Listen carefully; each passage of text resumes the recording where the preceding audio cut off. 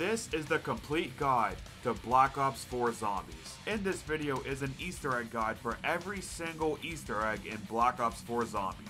I can guarantee you that you will be able to beat every single Easter egg in Black Ops 4 after watching this video. So if you appreciate my effort, or if I'm able to help you beat some Easter eggs in this game, drop me a like and subscribe. The first Easter egg we will cover today is Blood of the Dead. For the longest time, people have said that Blood of the Dead is the hardest Easter egg to complete, and that's simply not true. In reality, people just don't understand how to properly complete it. We found so many tips and tricks to help us out, as well as hints the developers themselves put in the map to try and help us complete this Easter egg. So today, I'm here to stop all this. Today, I will teach you how to beat the Blood of the Dead Easter egg with ease in 2022. Before we begin, let's go over the class setup real quick. For your perks, you want all the crutch perks, so that means you want Dying Wish, Victorious Tortoise, Winter's Wail, and Stamina. If you're not very good at BO4 zombies, then I suggest you run Winter's Wail in your modifier slot. You want your Specialist to be the Path of Sorrows, and you want your starting weapon to be the Strife. For your elixirs, you want to bring Anywhere But Here, Temporal Gift, Arsenal Accelerator, and Now You See Me. These are all important to run, but Now You See Me will make one of the hardest steps in this Easter egg a lot easier, so be sure to run it. If you want to run mega elixirs like Perkaholic and Power Keg, feel free to do so. You can also run a talisman to start the game with a level 2 or a level 3 specialist. So if you have one of those, be sure to put it on, because the sooner we get a level 2 specialist, the sooner we can start the Easter egg. And finally, you want to load in as Richtofen for the boss fight. To start this Easter egg, you're going to need the Hell's Retriever, the Spoon, the Monkey Bombs, and 3 shield charges. The way I normally start my Easter egg run is I fill up the first dog, turn on power, and then wait to cross the catwalk until I have my Path of Sorrows. I also recommend hitting the mystery box one time to get a pretty decent weapon, so you can easily take out the wardens early on. Once I have my specialist, I go through the catwalk, kill everything with it, to try and level it up as soon as possible. And right here, if you throw a grenade to kill the hellhounds, or the warden will actually spawn in and you can take him out to get more points. After I kill the warden, I grab the part that he drops and fill up the second dog. Once I fill the second dog, I end the round, and it'll always be a dog round. The first round after you enter Alcatraz will always be a dog round. So during the dog round, I like to use this time to grab the shield parts and turn on the second power switch. Here's the locations for all the shield parts. There's only 2 that we need to grab, as we already got the first part from the warden, so it's not too bad honestly. When you have all 3 parts, turn on the second power switch and kill the warden that spawns. Then I build the shield and kill the hellhounds with the shock key on my shield to get some charges. As I said, we need 3 to start this Easter egg, so the sooner you get them, the better. Then I go fill up the third and final dog. But before I do that, I go in the tonic room and I write down these 3 numbers. You will need these 3 numbers for the spoon. Generally, I will have my specialist again by this point, so after I fill up the hellhound, I'll just kill all the zombies with the sword. Once I end the round, I go grab my Hell's Retriever and make my way down to the docks. Along the way, you need to shock the number panel at the bottom of the Citadel tunnels with your shield to turn it on. Now you need to input the 3 numbers you got earlier from the warden's office into the number panel. If you input the right numbers, then the number panel will flicker and eventually turn off. Now go down to the docks and shock this shock box, grab the skull for the free blundergat, and throw your Hell's Retriever in the net to grab the spoon. And then I will pop Arsenal Accelerator and knife all the zombies to get my sword back as soon as possible. Most of the time, I will already have my level 2 sword by this point, so then I'll just make my way up to do the monkey bombs, but if not, then I will use this time to get my sword to level 2. Once you have a level 2 specialist, go under the stairs leading outside of the mob spawn room, and there will be a monkey bomb there. This monkey bomb is a soul box. I believe it is 20 kills you need, so what I like to do is I like to get a horde and then lead them into that room and kill all the zombies by pulling out my sword, because if you don't know, if you kill the zombies while you're pulling out your specialist, it'll both respawn the zombie and count as a kill. If you can't fill it in one use of your specialist, that's fine, don't worry about it. Focus on getting that done, and you know it's done when the monkey bomb's hat is red. Then shoot the monkey bomb and go back to the spawn room for Blood of the Dead and grab your monkey bombs. Now we are ready to start this Easter egg. So go to the roof, shock the Pack-a-Punch machine, and lure the warden to his house. Now I see a lot of people having trouble with this step, and it's really not that hard. How I do this every time is I run up, knife the wall, run down the stairs, and around that time the warden will probably be entering the house. So then I get my monkey bomb ready, and I throw it and I bank it off of the Titan wall by. And 99% of the time that will work, and he will destroy the wall, allowing you access to the secret room. Now grab the red orb and interact with the electric chair, and we have started this Easter egg. Now at this time, I would suggest that you get the Hell's Retriever back, because we will need it for an Easter egg step. Now place the red orb on the map in the spawn room and interact with the Chronorium. Once you do that, we are now on the bird step. And while you're doing this step, I suggest getting the upgraded shield, the free Blundergat if you don't get it from the box while you're trying to get the upgraded shield, the Magmagat, and 4 shield charges, 1 for each bird. Now you can go back to the Mob of the Dead spawn room, and now we have to look for a bird 4 times on 4 different rounds. There's 4 locations where this first bird can spawn, and I'm showing you all of them right here. You should be able to find it pretty quickly. Once you find him, just shock him, and he will fly away and you can move on to the next round. Here's a tip in case you ever run out of shield charges and you don't want to flip the round for whatever reason. Every round, there will be 1 random shock box on the map that will be sparking. If you find one that's sparking, pull out your shield and interact with it to get max shield charges. Now here's the misconception about the bird step. People think it spawns random and you have to check like 42 spawn locations or something like that, when that's simply not true. When you're ready to look for the second bird, before you end the round, make your way to the top of the gondola and then end the round. Now if you look through your spectral vision and your shield, and if you look out into the water, you'll see a blue light traveling somewhere, and that's where the bird will go. If he goes to the far right, then he's in the warden's office, or somewhere around there. If he goes down, then he's in the docks. If he goes to the far left, then he'll be in the spawn area, the catwalk, the cafeteria, or the infirmary, and so on. When you see where he goes, go to that area, and now you just have to look at like 5 spawn locations to find him. So even if you don't know any of the spawn locations, you know where the general area is where he's at. Just keep looking through the shield, and if you hear the seagull, then you're close. If you see the seagull, shock him and get ready to do it the next round. While I'm doing the bird step is whenever I get both the Magmagat and the upgraded shield as well, so I suggest you do that too. To get the upgraded shield, it's very simple. Just hit the mystery box. The goal here is to try to move the mystery box, and the box will always move within 5 to 9 hits of it. So when you see the lock in the box, shock it with your key until the keyhole turns blue, and then throw your Hell's Retriever at the lock, and you will get the upgraded shield. And also here's a quick tip for co-op. If one person shocks a lock, he can tell everyone to throw their Hell's Retrievers at the same time, and everyone will get it regardless of where you are in the map. Throw. I love that. I think that's pretty cool, and I don't think a lot of people know that, so here's an extra tip for you. For the Magmagat, first you need to get the Blundergat. You can either get it out of the box or get it via the side quest. To get the free Blundergat, you have to collect 5 blue skulls with your Hell's Retriever, and the locations are as follows. There's one above the truck and spawn, one beside the Pack-a-Punch machine on the roof, one to the left of the shock box in the docks, one behind the warden's office, and one in the toilet right outside of the mob spawn. Then go to the warden's office and grab it. Now that you have the Blundergat, go to the warden's house and place the Blundergat in the fire. Now you will have to get 18 kills and pick up their souls before they disappear. Once you have enough souls, you will hear an audio cue telling you that you're done. That, you brain-dead cretin! And before you continue, I suggest you getting down to 1 to 2 zombies for this part. Now grab the Magmagat and we need to bring it to the new industries building. During this process, you cannot shoot the Magmagat more than once, and you cannot switch weapons. Along the way, you will see these barrels with blue flames in them. You have to reignite the fire on the Magmagat using these barrels. So just walk up to it and it'll reignite the flame and you'll be good to go. Keep doing this until you get to the new industries building, and then place the Magmagat in this machine right here, pick it back up and kill the warden, and you're done. Going back to the bird step now, do the same thing for the 3rd bird that you did for the 2nd, and for the 4th bird you'll need to listen around for an audio cue. Now this bird can only spawn at the wardens and at docks. Eventually you will hear something like this, and additionally you will see a white flash if you look there long enough. Now for this, I will show you where all the locations are where it can spawn, because as far as I know, there is no way to find out where this thing is besides just looking for it. But thankfully there's only like 10 locations, and they're all sorta close to each other. But regardless, when you hear the audio cue, remember that location. Now go to the number panel and type in 872 to get a zombie blood, pop your temporal gift, grab the zombie blood, go back to the location where you heard the bird, and look through your spectral vision.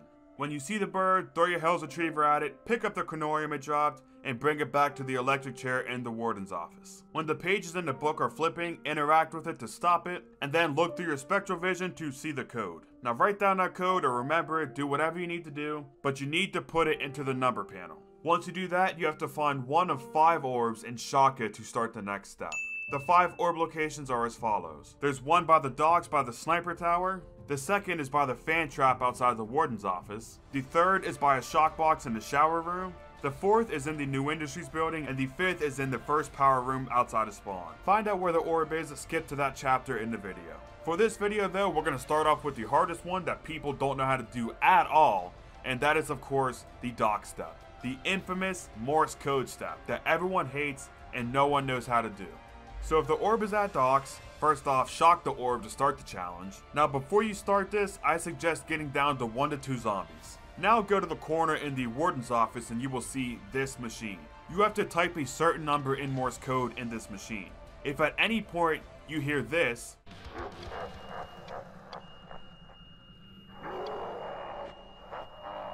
you got the number wrong. Now there's 2 ways to beat this, one legit and the other is brute forcing.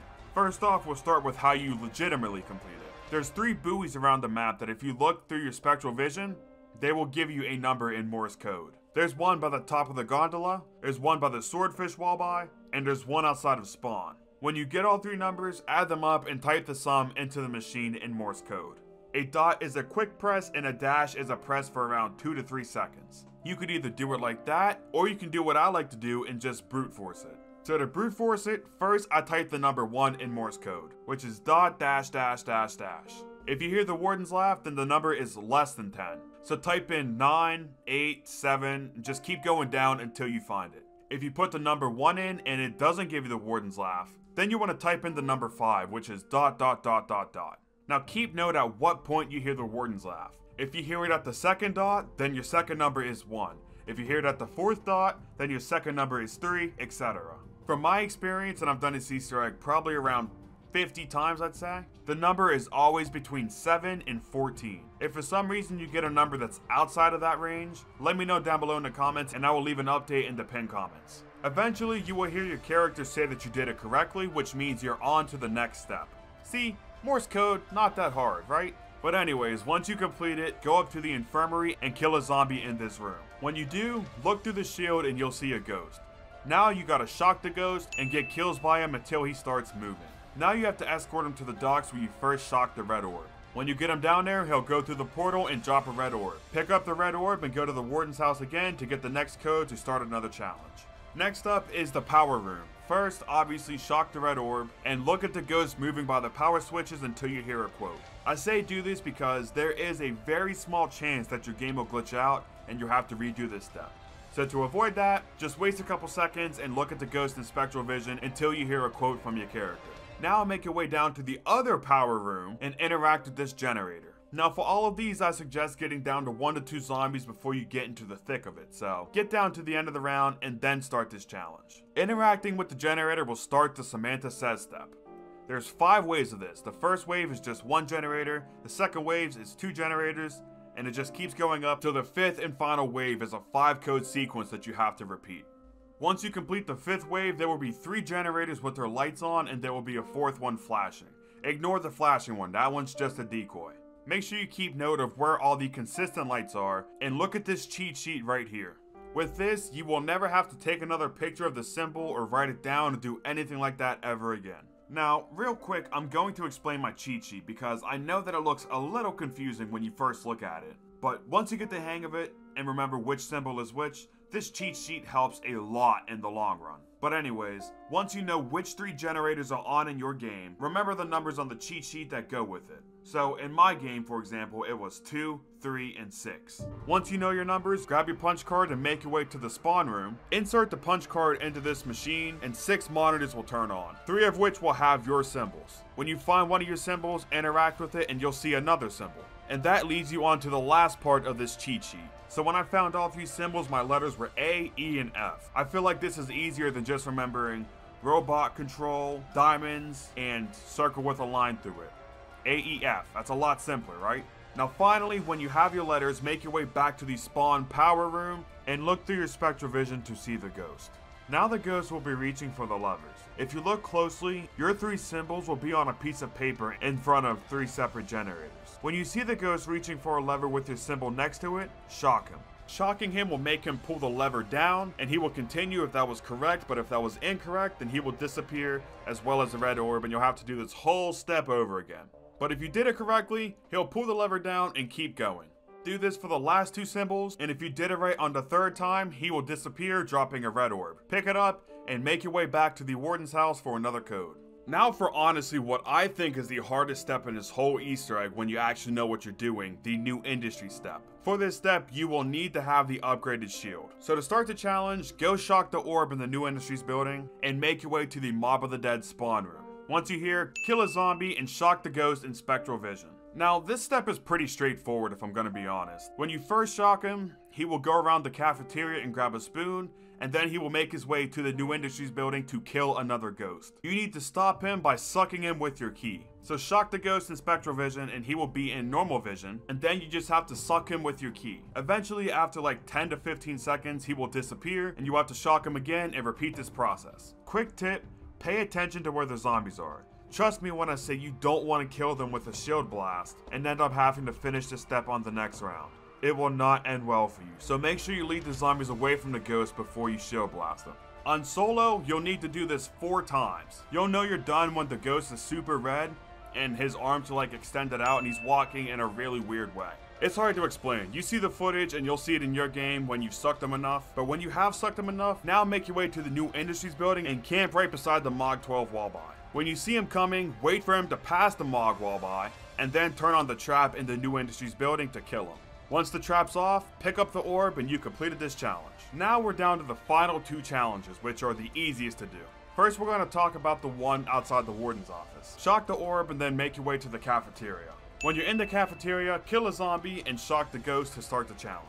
Once you shock the ghost, you will have to escort him to the red orb that you already shocked. Now he will go the same route every single game, and there will be a lot of zombies trying to kill both you and the ghost. If the ghost gets hit enough, he will get really red and eventually disappear. And if he dies, then you're just gonna have to do this whole step on the next round, so try to avoid that. The easiest way to beat this step is when you spawn him in, kill any zombies that are next to him with a magma gas shot, then shoot a magma gas shot in front of these 3 windows along the way to kill the zombies that will eventually pour out of them. When you get overran or when you get near the spark box in the OG Mob of the Dead spawn room, activate Now You See Me. Now, for some reason, doing this makes the zombies run away from the ghost instead of attacking him, and they won't go for you either, they'll just run away from you. It's pretty weird honestly, and I don't know why this works, but when Now You See Me runs out, a warden will spawn. At this point, just pull out your sword and jump and use the level 2 ability on it to kill the warden and protect the ghost. When your specialist runs out, just finish escorting him with the magma gat, and when he enters the red orb, he will drop a red orb that you can pick up. Pick it up and go back to the warden's office for another code for the next challenge.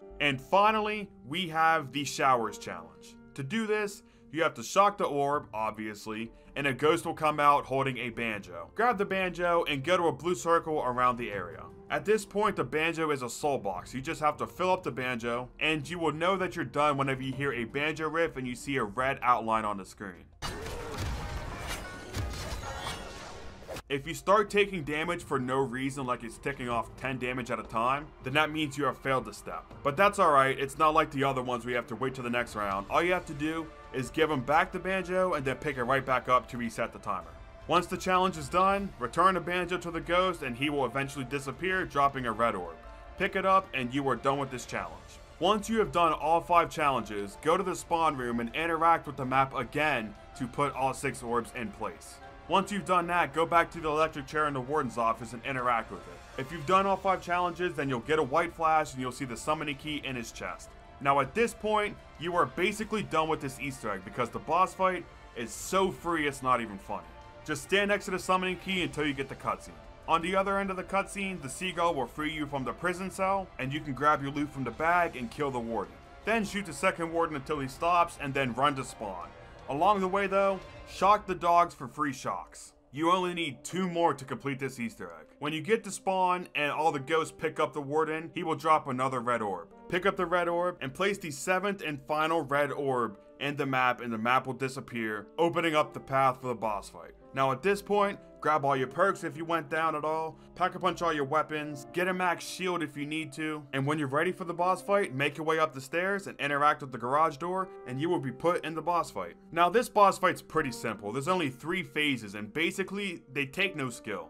I don't know why this boss fight is so easy compared to the rest of the Easter egg. Like, that makes no sense to me, but anyways, to beat the first phase, you have to kill 4 wardens. And this is pretty simple. All you have to do is just shoot 2 magma gas shots in front of where the warden is walking, and he will die in around like 5 seconds. Once you kill all 4, kill the rest of the zombies and hellhounds and whatnot, and you will see a warden go somewhere in the map. At this point, he will spawn 3 orbs. Destroy all the orbs he shoots out and wait about 5 seconds and then shock the orb above the machine in the center of the boss fight. Now for phase 2, it's the same thing as phase 1, except there's 8 wardens. Do the same thing as you did for phase 1, and when you shock the orb again, go into the dark mechanism. At this point, you will respawn as Great War Richtofen. Now simply go back to the fight, stun the giant warden, and kill him either by spamming the magma gat or spamming your sword. And when you kill the giant warden, you will have successfully completed this boss fight as well as this whole Easter egg. Hats off to you, great job. So congratulations, you have successfully completed what most people consider to be the hardest Easter egg in COD Zombies history. If you beat this quest thanks to this tutorial, let me know down below in the comments. Also, drop a like, subscribe if you're new, and with that, let's move on to the next Easter egg, which is Classified's Easter egg. Now you're probably wondering which one I'm talking about. Well, since the Zombies community considers Project Scatty to be the classified Easter egg, and Treyarch considers the Round 150 cutscene to be the classified Easter egg, I will be covering both in this video. So skip to whatever chapter you need, whether you're looking for Project Scatty or the high round strat, and I'll see you there. But for now, let's start with the Project Scatty Easter egg. For your class setup, it doesn't really matter what you run really, but with saying that, you should bring grenades instead of Wraithfires, and if you want, you could also bring wall power so you can get this Easter egg done by like round 5 or 6, but neither are necessary to complete this Easter egg. To beat this Easter egg, you need to collect 4 codes around the map. For the first one, you need to collect the key next to Cola, and then use it to unlock this desk in the main offices. Doing so will reveal a picture of Darius along with a code. Now you need to remember which map is in the picture with the code, as we do need to input the codes in a certain order. So take a picture of it or write down Darius with your code, or whatever you like to do to remember things in Easter eggs. And now we can go collect the second code, which is in the laboratories, or more specifically, right outside the weapon testing area. If you throw a grenade in the corner of this zombie spawn, it'll reveal Shangri-La with a code. Again, write it down or take a picture of it or whatever you need to do. If you're not running grenades, you could use the pack trebuchet to do this as well, since it shoots grenades, but then again, you have to pack a punch it, so it will take a little while to do it. The third we'll cover is by going into DEFCON 5, but we have to do it in a certain order to get the next code. You have to activate the DEFCONs in the order of one on the catwalk that's the furthest away from the steps, like closer to Spitfire, then the one in the server room, the third DEFCON is the one right next to the elevator on the catwalk, and the fourth and final DEFCON is on the lower level of the war room. Once you're at DEFCON 5, use the teleporter to go to the panic room and interact with this TV to reveal Kino with a code. Also, make sure you grab the teleporter part, as we will need it for the final code. So grab all 3 teleporter parts, which I'm showing you all the spawn locations right now, and when you have them all, make sure that you craft the teleporter in the central filing room if you're also going for the round 150 Easter egg in the same game. But if you're not doing it this game, it doesn't matter where you build it. But place it on the teleporter in the war room and activate DEFCON 5 to go to Groom Lake. We now need a pack-punched weapon, so get a packed weapon, and once you do, go to the deserted hallway and you will see these presidents on the wall. You have to quickly shoot the nameplates in the order of Franklin, Hamilton, and Lincoln. This one is a little tricky because half of the time it doesn't work, but when you do it correctly, Washington's nameplate will reveal the Shinonuma code. Write it down, and once you have all 4 codes, we need to input them into this machine in the lower level of the war room. You need to enter the codes in the order of Shinonuma, Darius, Shangri-La, and finally Kino der Toten. When you input Kino, the screen should say Project Scatty activated, and now we need to go to Groom Lake or Pack-a-Punch one final time, and then once we're here, we need to survive 3 full rounds without leaving. If you leave for whatever reason, the step will reset, and you'll have to do another 3 rounds. Once you survive 3 rounds in a row here, the barricades in the back left of Groom Lake will float away, revealing a max ammo, a bonfire sail, and a crate containing a free Winter's Howl. Pick up the Winter's Howl and you have successfully completed the Project Scatty Easter egg. Now let's move on to the round 150 quest. For this, I will show you 2 ways to achieve this. One is a legitimate strat, and it's the easiest and safest way to do it, and the other is just by AFK. Now, there's absolutely no shame in taking the easy way out. I'll tell you right now, I did. I'm not going to spend 12 hours of my life doing this legit, so obviously I would recommend just doing the AFK strat, but for some reason, if you want to go for this legitimately, I will show you now. To start, this should be your class setup. You want Dying Wish, Victorious Tortoise, Winter's Wail, and Stone Cold Stronghold in the modifier. This strat heavily relies on Wraithfires as well as your specialists, so if you wanted to, you could replace Dying Wish with Stone Cold Stronghold and then put Time Slip in your modifier, which will reduce the cooldown for both. Now, with that being said, obviously, you want to bring Wraithfires as well as the Ragnaroks, and for your elixirs, you want to run stuff like Anywhere But Here, Temporal Gift, Arsenal Accelerator, Equipment, and so on. If you don't care about running Mega Elixirs, you could also run things like Licensed Contractor, Dead of Nuclear Winter, Shields Up, Power Keg, Perkaholic, and stuff like that. One final thing I would strongly suggest you run is one of the following talismans. Either Frugal Fetish, Minor Reinforced Charm, or Major Reinforced Charm. Frugal Fetish reduces the cost of your shield, and the other two increase the durability of it. You don't need a talisman to do this, but it'll make this a lot easier. When you load in, there's not much you really need to do to set up. All you need to do is build the teleporter to unlock Pack-a-Punch, which I already showed in this guide, and you need to build the shield as well. When you build the shield though, make sure that you build it in the weapon testing room and not in the central filing room. I say to do this because people always, and I mean always, build the shield in the central filing room up top. But since we'll be camping in the weapon testing room, and we will be relying on our shield, it only makes sense to build it here, you know? And before you officially start this, I would also recommend getting the Ragnaroks level 3, as well as getting the Winter's Howl. But when you're ready, go to the weapon testing room and sit in this corner next to the shield table. Congratulations, this is your new home for the next 10 hours. What you want to do is you just want to sit here with your shield out and kill everything with it. Since you have Victorious Tortoise, you will be literally invincible with your shield.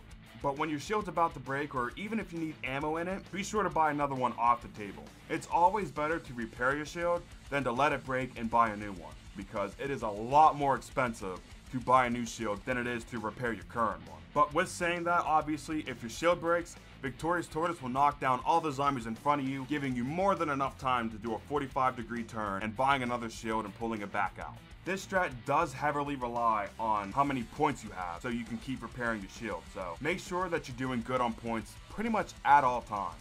Also in this strategy, you should be throwing your Wraithfires and placing down your Ragnaroks as much as possible. This will kill everything for about 15 to 20 seconds, but when it disappears, throw a Wraithfire on the ground and use your shield to kill the zombies. This is pretty much what you want to do from here, is just do this over and over again. If a zombie drops an insta-kill or a double points, make sure you pop Temporal Gift before you grab it so its length is doubled.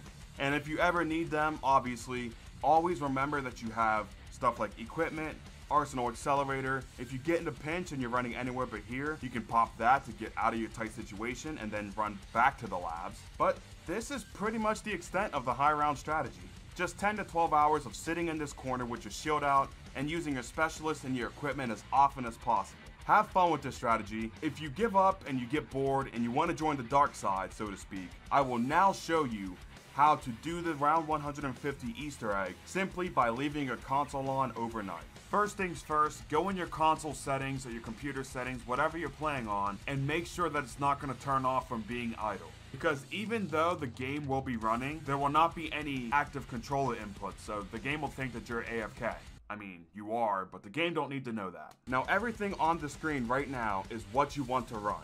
This glitch is very specific, so make sure that you have the exact same class as I do. You don't need to run power kegs, but with that being said, we do need a level 3 Ragnaroks to do this glitch, so the faster you get them, the easier time you will have. This glitch is pretty hard to do on your first try, so if you wanted to, you could go in a game of custom mutations and turn on max points, max survives, double special charge, and just fool around with this until you can get the timing down pretty consistently. When you load in, your main objective is to get the Ragnarok's level 3 as soon as you possibly can, because the sooner we get them level 3, the sooner we can do this glitch. I would recommend doing the Novacrawler Easter egg by knocking on this door in the main offices 5 times, and after the 5th time, Samantha will spawn around 50 Nova Crawlers, give or take, and you can use these Nova Crawlers to charge up your specialist and kill the Nova Crawlers with it to level it up. But outside of that, get a horde of zombies and activate the specialist in the horde to not only get points, fill your special meter up, and to respawn the zombies. You're basically duplicating zombies when you do it like this. Also, while you're doing this, do not buy any perks until you buy Mule Kick, which is in your modifier. Mule Kick has to be the first perk that you buy. Once you buy Mule Kick, buy the rest of your perks and get a 3rd weapon from the wall or the box, and then now get your Ragnaroks ready to use. They don't have to be level 3 or even level 2 for this step. So get to the end of the round and let Winter's Wail freeze a zombie away from the box. Now hit the box, and when it gives you the option to pick up a weapon, and it has to be a weapon, it can't be equipment like the monkey bombs or anything, but when you have the option, you want to pull out your Ragnaroks and grab the weapon at the exact same time. Now again, this part is pretty tricky, so it'll probably take a couple of tries to land the timing. The way you know you did this right is if you look at your weapons in the bottom right, none of them will have the Mule Kick symbol next to it. Now for the next step, we need to grab a trap. Only one. We don't need both, we only need one. So right now I'm showing you all the locations for one of them. Once we have that, we now need to focus on getting the Ragnarok's level 3, as we do need them level 3 for the next step. And just a heads up, this next step is really difficult, and you'll only have one chance to do this right in your game, or else you'll have to redo this whole glitch in another game. So make sure you do exactly what I do in your game. But when you have the Ragnarok's level 3, get to the end of the round, and in the deserted hallway you will see a trap. Interact with it to place the trap in the trap box, and now you want to freeze a zombie in the main offices near Brew. Now as soon as the zombie's frozen, run to the presidents in the deserted hallway, and place your Ragnaroks next to them, and hurry up and turn the trap on and down yourself with it. I said to place the Rags next to the presidents because the Ragnaroks can actually res you with your perks, and that would ruin the glitch, so you don't want that to happen. But if you did it right, when you get back up, the Ragnaroks should still be on the ground where you place them, and you shouldn't see the symbol for the Ragnaroks in your HUD. If the Ragnaroks aren't on the ground, then you took too long to down yourself, and unfortunately, you will have to redo this whole glitch in another game from the very beginning. But if you did it right, at this point, you should go buy Mule Kick and whatever other perk you lost, and when you do, the Ragnarok should come back on the HUD. This is how you know you've done everything right so far. And that is it for the hard steps. Now all we have to do is get into an elevated glitch spot with the Ragnarok, so if you know one, feel free to use yours, but the one I'm showing you in this video is pretty easy. So pull out your Ragnaroks and run into this window that leads to the morgue, and then jump and slam with your Ragnarok, and as soon as you click slam, spam your crouch button while you're in midair, and if you do it right, you should be in the glitch spot. Now at this point, there's one final step that you have to do, and that is to get a full power, as your specialist shouldn't be recharging with kills. If it is, then you did the downing step too slow. But once you get a full power, you want to quickly pull out your specialist, swap weapons, and as soon as you see your gun, pull out your specialist again. So on PlayStation, for example, you click LB and RB to pull out your Ragnaroks, and then triangle when you pull them out, and as soon as you see your normal weapon again, you want to click LB and RB again. And if you do it right, you should have the Ragnaroks out, and it should have like a 1 in the ammo count in the bottom right, and the Ragnaroks should be killing everything underneath you, and the specialist meter should not recharge. If all of those boxes are checked in your game, now all you have to do is plug in your controller so it doesn't die or anything, and now you can go to sleep or go do whatever you need to do, and when you come back to your game, it should have you back at the zombies lobby with survived 150 rounds on the screen. But there is the Project Scatty Easter egg and 2 ways to beat the round 150 Easter egg on Classified. If I was able to help you out, be sure to drop a like and comment down below. If you're still having trouble with anything in this video after watching it, also comment below and I will try to help you out even further. And with that, let's move on to the next Easter egg, which is 9. It's a pretty simple Easter egg, but there are 1 or 2 steps that have been changed since most guides have came out, so you probably don't know how to actually do them. So if you find this guide helpful, be sure to drop a like, share it with your friends who need help as well, and if you still need help after watching this, comment down below and I will try to help you out even further. But with all that being said, let's jump straight into the class setup. For your perks, there's actually a bunch of combinations you could run. You definitely want to run Dying Wish and Victorious Tortoise. From there, you can run any of the following perks really. You can run Time Slip, you can run Death Perception, Yes, I'm being serious about that. Or you could run Stamina. I personally would recommend running Winter's Realm the modifier slot, and then having your third perk either being Time Slip or Death Perception. But it's all up to you, it doesn't really matter. For your specialist, you could bring the hammer, but I would recommend bringing the Viper and Dragon. There is one step in this quest that is very hard to beat if you don't have a ranged specialist, and the Viper and Dragon gets rid of that problem. For your starting weapon, you want to bring the Strife, although it doesn't really matter. And for your equipment, you want to bring Wraithfires. And finally, for your elixirs, you want to bring Anywhere But Here, Temporal Gift, Stock Option, and Equipment. All of these are very important, and you will probably end up using every single one of them during this quest. To beat this Easter egg, you're going to want to get the Death of Orion, you're going to want to get Homunculus, and you're going to want to either get the Hellion or the Hades if you have the Crossbar Operator mod on it, or you could buy the Spitfire off of the wall, again, if you have the Wildfire Operator mod on it. When you first spawn in, just stay in the spawn room and work on your trials until you get your third challenge completed. Doing this will do two things. Number one, give you a Pack-a-Punch Strife, which will be really good for unlocking Pack-a-Punch. And number two, it'll unlock one part that we will need later on for the Easter egg. Now with saying that, of course, if you get the challenge where you have to slide under a blade trap, obviously go do that, and once you have your Strife, go ahead and unlock Pack-a-Punch. While you're doing this, I suggest you grab all the shield parts as well.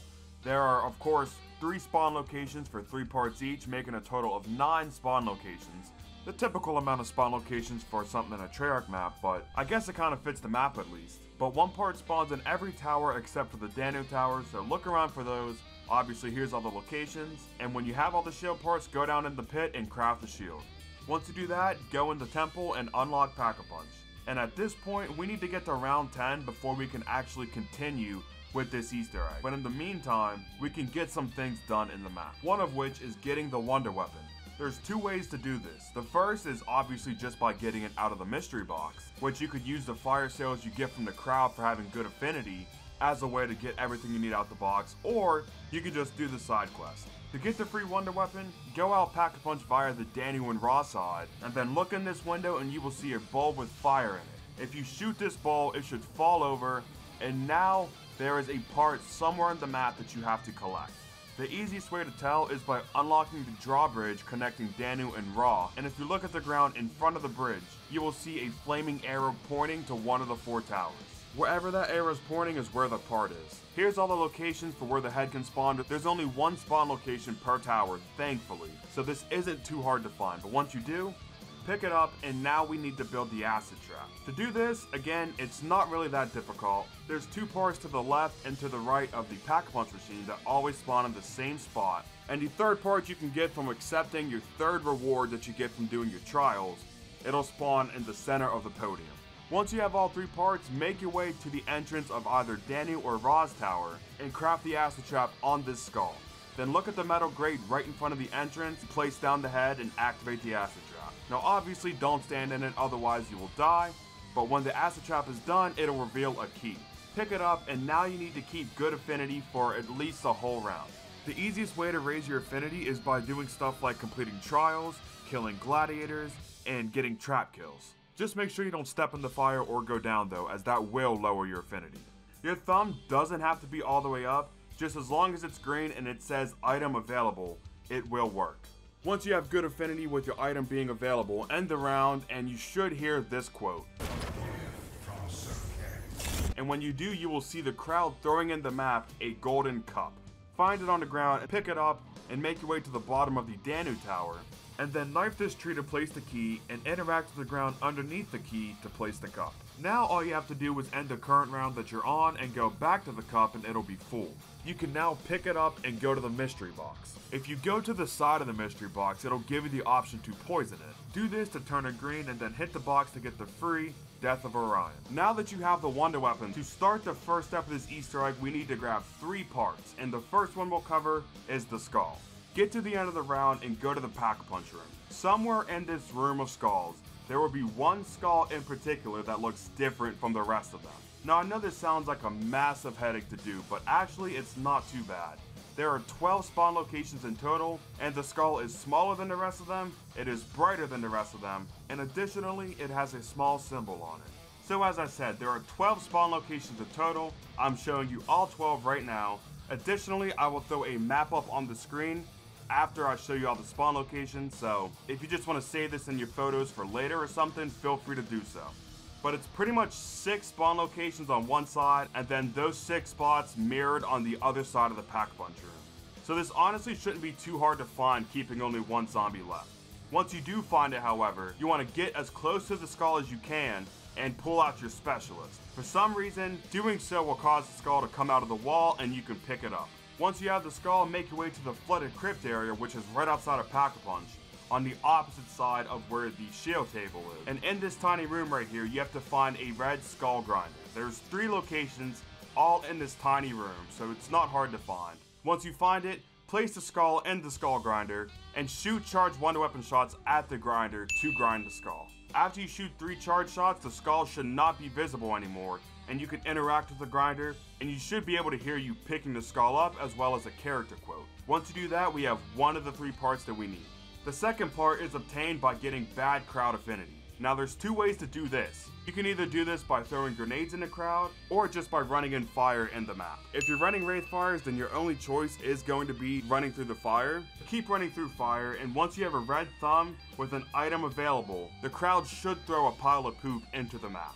Once they do, walk over to it to collect it, and that is part 2 of 3. The final part can be obtained starting on round 10. That's because this is the earliest round that the destroyer, or the axe guy, or whatever you want to call him, can spawn into the map. When he spawns, do not kill him. It is very important that you keep him alive. If you still happen to kill him, then you'll have to wait until he spawns in again, which I believe is round 14. So you don't want to do that. A quick tip you can do though is you can kill all of the normal zombies in the map except for him. And since he counts as a normal zombie, he will be the last zombie alive and the round will not end.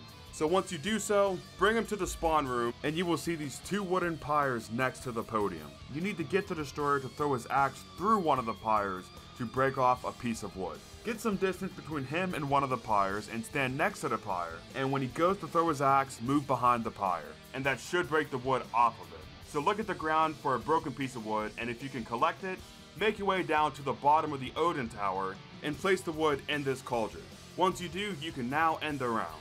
At this point, I recommend you start getting all of your perks and your Pack-a-Punch, because for the next couple of steps, we have to advance 2 non-special rounds and able to proceed with this Easter egg. So when you place down the wood, you can end the round, and after 2 non-special rounds, you can go back to the cauldron and pick up the wood, and then make your way to the bottom of the Zeus Tower. When you're here, you want to place the items in this bowl. Now, if you interact with the bowl and you don't see anything in it, then you did not grab one of the parts. You either didn't pick back up the wood, you didn't grab the poop, or you didn't grab the grinded up skull. So if there's nothing in your bowl, go see which part that you don't have and collect it, and then try placing it again. If you can see something in the bowl, however, then you did grab all 3 parts, and now you're gonna have to flip another 2 non-special rounds and go back to the bowl, and the fertilizer in the bowl should be emitting a green mist. So when it is, you can pick it up and then make your way to the bottom of the Danu Tower. We're almost done with this annoying step, trust me, and place it in between these 2 trees. At this point, you should start trying to get Firebomb on your gun, as we will need it for the next step. After another 2 rounds, the fertilizer should turn green again, and now what you have to do is you have to activate Firebomb on a zombie that is standing right on top of the fertilizer. When you do, you should get a white flash, and now all you have to do is stand on top of the fertilizer for around 10 to 15 seconds, and you will get a white flash, and you will be teleported to a different version of Danu's temple. To beat this step, you have to make your way back up to the top of the tower by destroying the red spots on the trees. Use charge shots of your wonder weapon to help with crowd control, or if you have homunculus, just throw them and the zombies won't be paying attention to you. After you deal enough damage to the red spots, eventually it will explode, giving you a max ammo. At this point, you can go up to the next floor. Do this all the way until you get to the top, and when you destroy the 3rd and final one, you will get a white flash and you will be teleported back to the normal Danu temple, and the announcer will say that Danu has been appeased. From this point forward, this is a pretty fun Easter egg, so if you made it this far, you'll start to enjoy yourself. To appease Brawl, you need to first find 4 gladiator symbols around the map. There are a total of 9 possible locations where they can spawn, and they all look the same. They're not really hard to find since you got basically a 50% chance of finding one, but just look around the map in the locations that I'm showing you, and you will find one eventually. When you do, pull out your shield and shoot it, and this will cause a gladiator to spawn. Now these aren't any normal gladiators, they have like twice the amount of health as the normal axe guys. So needless to say, they're pretty tanky, but luckily I have a pretty effective way to kill pretty much anything in the map. While using your wonder weapon, if you spam your shoot and your reload buttons at the same time, it'll rapid fire the wonder weapon. Like I said, by doing this, you can erase pretty much anything in your path in seconds. Here's a quick side-by-side comparison between normally shooting and doing this glitch. The only downside to this is you will fly through your ammo so quick. So I'd recommend to only do this if you have to get out of a tight situation or if you have to kill something that's super bullet spongy like these gladiators. But outside of that, I would just use the wonder weapon normally. But regardless, when you've killed all 4 gladiators, get a new shield and you need to go to the top of the Raw Tower. When you're here, you'll see an obelisk with a symbol on it. Interact with it and you will get a white flash. To beat this step, you have to take the 4 symbols that the obelisk shows you and kill the corresponding enemies in the same order that the obelisk showed the symbols. Here's a cheat sheet that shows you which symbols are for which enemies. Figure out which enemies are in your game, and when the obelisk shows you all 4, all of the special enemies will start to spawn in the map. Now, you can kill as many normal zombies as you want. Just be careful you don't kill any like catalysts, or heavy enemies, or a tiger, or anything like that. This step is why I said you could run death perception if you wanted to. Because a lot of people have trouble with this step, and if you run that perk, that makes the hard part of this challenge a walk in the park. If you know exactly where all the enemies are, you can just go to them and kill them rather than having to play the waiting game on one floor.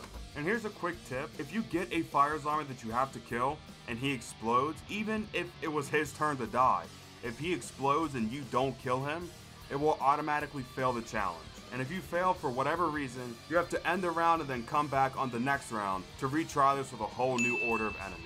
So be careful that you do not let that happen. If you do it correctly though, again you will get a white flash, but this time you can go back up to the obelisk and interact with it again to get another set of symbols.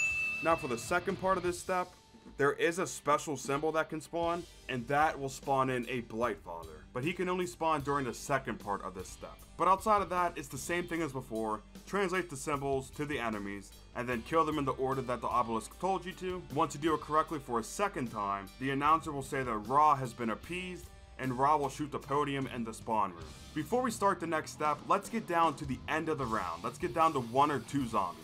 When you're ready, interact with the pillar in the center of the podium. It'll teleport you down underground. Your goal here is to find 4 rods in the windows in this area and shoot them until they disappear. The best and the fastest way to do this is to just shoot them with your shield. If you run out of shield ammo, just go buy a new shield and it'll replenish your ammo. Once you shoot all 4 until they go through the ceiling, you'll hear the announcer speak, and the barriers trapping you underground will leave. Before we go back up though, get kilowatt on your gun as you will need it for the next step. The next step is to go in the spawn room and charge up the rods that we just shot underground. If you look, they'll be behind each of the walls in the spawn room, and additionally there will be a faint outline of electricity on the ground around the metal rod. This outline indicates where you can do this step. How you do it is, you have to get a horde of zombies and activate your kilowatt on the horde. Now at this point, you have about 5 seconds to kill everything that's affected by kilowatt before kilowatt itself does. If kilowatt itself kills the zombies, then they will not charge the rod. Now that might be confusing, so I'm going to explain it again, but I'm going to put it as simple as possible. Activate kilowatt on the zombies and kill them with your gun before kilowatt does. If you do, you'll see that you're charging the rod. Eventually, you'll fully charge it and it'll look like this, and when it does, you can move on to the other ones. We need to fully charge all 4 metal rods to advance to the next step. Now this sounds a little tedious, but I left out one major tip that'll make this go by pretty quickly. When a gladiator spawns in the map, you can kill it with your kilowatt gun next to the metal rod, and it'll instantly charge the metal rod up halfway. This means that you only need to kill 2 special enemies to fully charge a metal rod. This comes in especially helpful when there's a special round. So fill up all 4 rods and you'll see that the bowls in the podium will have wisps in them. At this point, get a new shield, get all your perks, and when you're ready, interact with the wisp to start what I consider to be the hardest step in this Easter egg. I honestly think that this step is harder than the boss fight. To beat this step, you have to survive against like 100 brawlers and tigers and destroyers, all while there's fire in the map. The only upside of this step is when you kill an enemy, you'll immediately have your specialist meter refilled, even if you have it out. So as long as you're killing enemies, During this step, you will have an infinite specialist. This is the reason why I said to bring the Viper and Dragon, because it is the only specialist for the Chaos side that has a good ranged attack. But one thing you can do is, if you didn't level up your specialist to level 3 beforehand, and you think it's about to level up now, or if you just lost your specialist armor and you want to get it back, you can put away your specialist and then kill a tiger with one of your weapons, and then immediately pull back out your specialist to have it leveled up or to have the armor back or whatever the problem was. There's not much else I can say to help you in this stuff, unfortunately, besides just stay on the run at all times and spam your Viper and Dragon and throw Homunculus if you have them. After enough kills, you'll get a white flash and you will be teleported back to the normal map, and the announcer will say that Zeus has been appeased. Now if you're paying attention, then that means that there's only one god left to appease before the boss fight. And honestly, this is the easiest one to do. Get to the end of the round and then go underground. To beat this step, you have to perform trick shots on some symbols with your wonder weapon. And yes, I am serious about that. There's 3 sets of 3 symbols that you have to hit all with one shot. This is kind of annoying, but just follow what I say and what I show on the screen and you should be able to line up your shots every single time. So first, get Winter's Wear to hold a zombie in the crypt area, then come to this pillar outside of the entrance to Danu, and you'll see a symbol on it. If you stand on the edge of this step and look straight ahead, you should be able to jump and shoot the symbol, and the symbol should stay lit up. If you get this little wisp animation, then you have done it right and they will stay lit up. But if it just turns back on and then turns right back off, then you have not done it correctly and you have to try it again. For the second symbol, again, get Winter's Well to freeze the zombie, but this time in the shield room. Then come to where the blade trap is. Stand right in front of the skull in the hallway, and look in this hole in the wall to see the next symbol. On this symbol, there's like a little circle on it. If you put your crosshair directly on that, and shoot that circle, that should keep all the symbols lit for the second set. The third and final set of symbols can be hit from right outside of the Zeus Tower. Again, get Winter's Well to freeze the zombie in the temple this time, then come up right next to this pillar and aim a little to the left of the symbol to hit it. This one is the hardest one to hit in my personal opinion, so it might take you a couple tries, but if you can't get your shot to work for any of these symbols, just keep trying to adjust your aim and eventually it will work. After you light up all 3 symbols, you'll hear a character quote, and at this point, go to the pit area where the shield is and stand on this weighted plate. After around 5 to 10 seconds, it'll start a lockdown. To beat this, you have to defend yourself against 3 phases of zombies. The first phase mainly consists of zombies, tigers, and fire catalysts. The second phase has gladiators and all catalysts. And the third phase throws in a little bit of everything, including a Blightfather. After you beat a phase, zombies will stop spawning and you'll get a max ammo. Now this max ammo doesn't have a timer on it, so it will never despawn. So if you don't need it as soon as it spawns, don't grab it. But yeah, this really isn't a hard step, and to be honest, it is kind of a boring step. If you're running Victorious Tortoise, and I hope that you are, sit in this corner right in front of the shield table and pull out your shield. Then just spray all the zombies down with the Brazen Bolt. If you run out of ammo, just buy a new shield and keep shooting the zombies. If your shield breaks for whatever reason, Victorious Tortoise will create an explosion that will kill just about everything around you, giving you more than enough time to go buy a new shield. After the third phase is complete, nothing will spawn in. This is your cue to interact with this metal grate on the ground. All the barriers will go away, allowing you to leave, and now we are ready for the boss fight. So at this point, get all your guns upgraded, get all your perks, get full ammo, get a full shield, get Homunculus, and whatever else you need to get ready. And when you are, make your way to the spawn room, and opposite the gate that you spawned in, there will be a red orb. Interact with it to be teleported to the boss fight. There's 3 phases to this boss fight. When you spawn in, you have to kill a bunch, and I mean a bunch, of gladiators and tigers. At first, it'll just be gladiators, so just spam your wonder weapon at them, and they'll go down pretty easily. Max ammos will spawn in this boss fight, so don't worry about wasting your ammo or anything, just kill everything as fast as you can. You can also throw Homunculus to let them do the killing as well. After a while, tigers will start coming out of the gate. This is how you know that you're almost done with phase 1. Keep killing the gladiators and the tigers, and after a little bit, you'll be thrown immediately into phase 2, which is the first elephant. As soon as you hear the announcer speak, or see the elephant come out the gate, throw Homunculus away from you to focus fire on the elephant. Also activate the stock option, as it'll help a lot here. To kill him, you have to shoot the gems on his side to destroy his armor, and then shoot his head to kill it. If you have the Spitfire or the Hades with the operator mods on it, get real close to him and tap fire your weapon at the gem to see if you start getting hit markers. As soon as you do, spray the gem with your weapon. If you're close to him, he should just keep trying to turn around to face you, and if you keep turning with him, he'll just keep turning forever and he won't really be able to attack you. Now with saying that, he will land the occasional attack on you. The gladiators on its back will throw spears at you.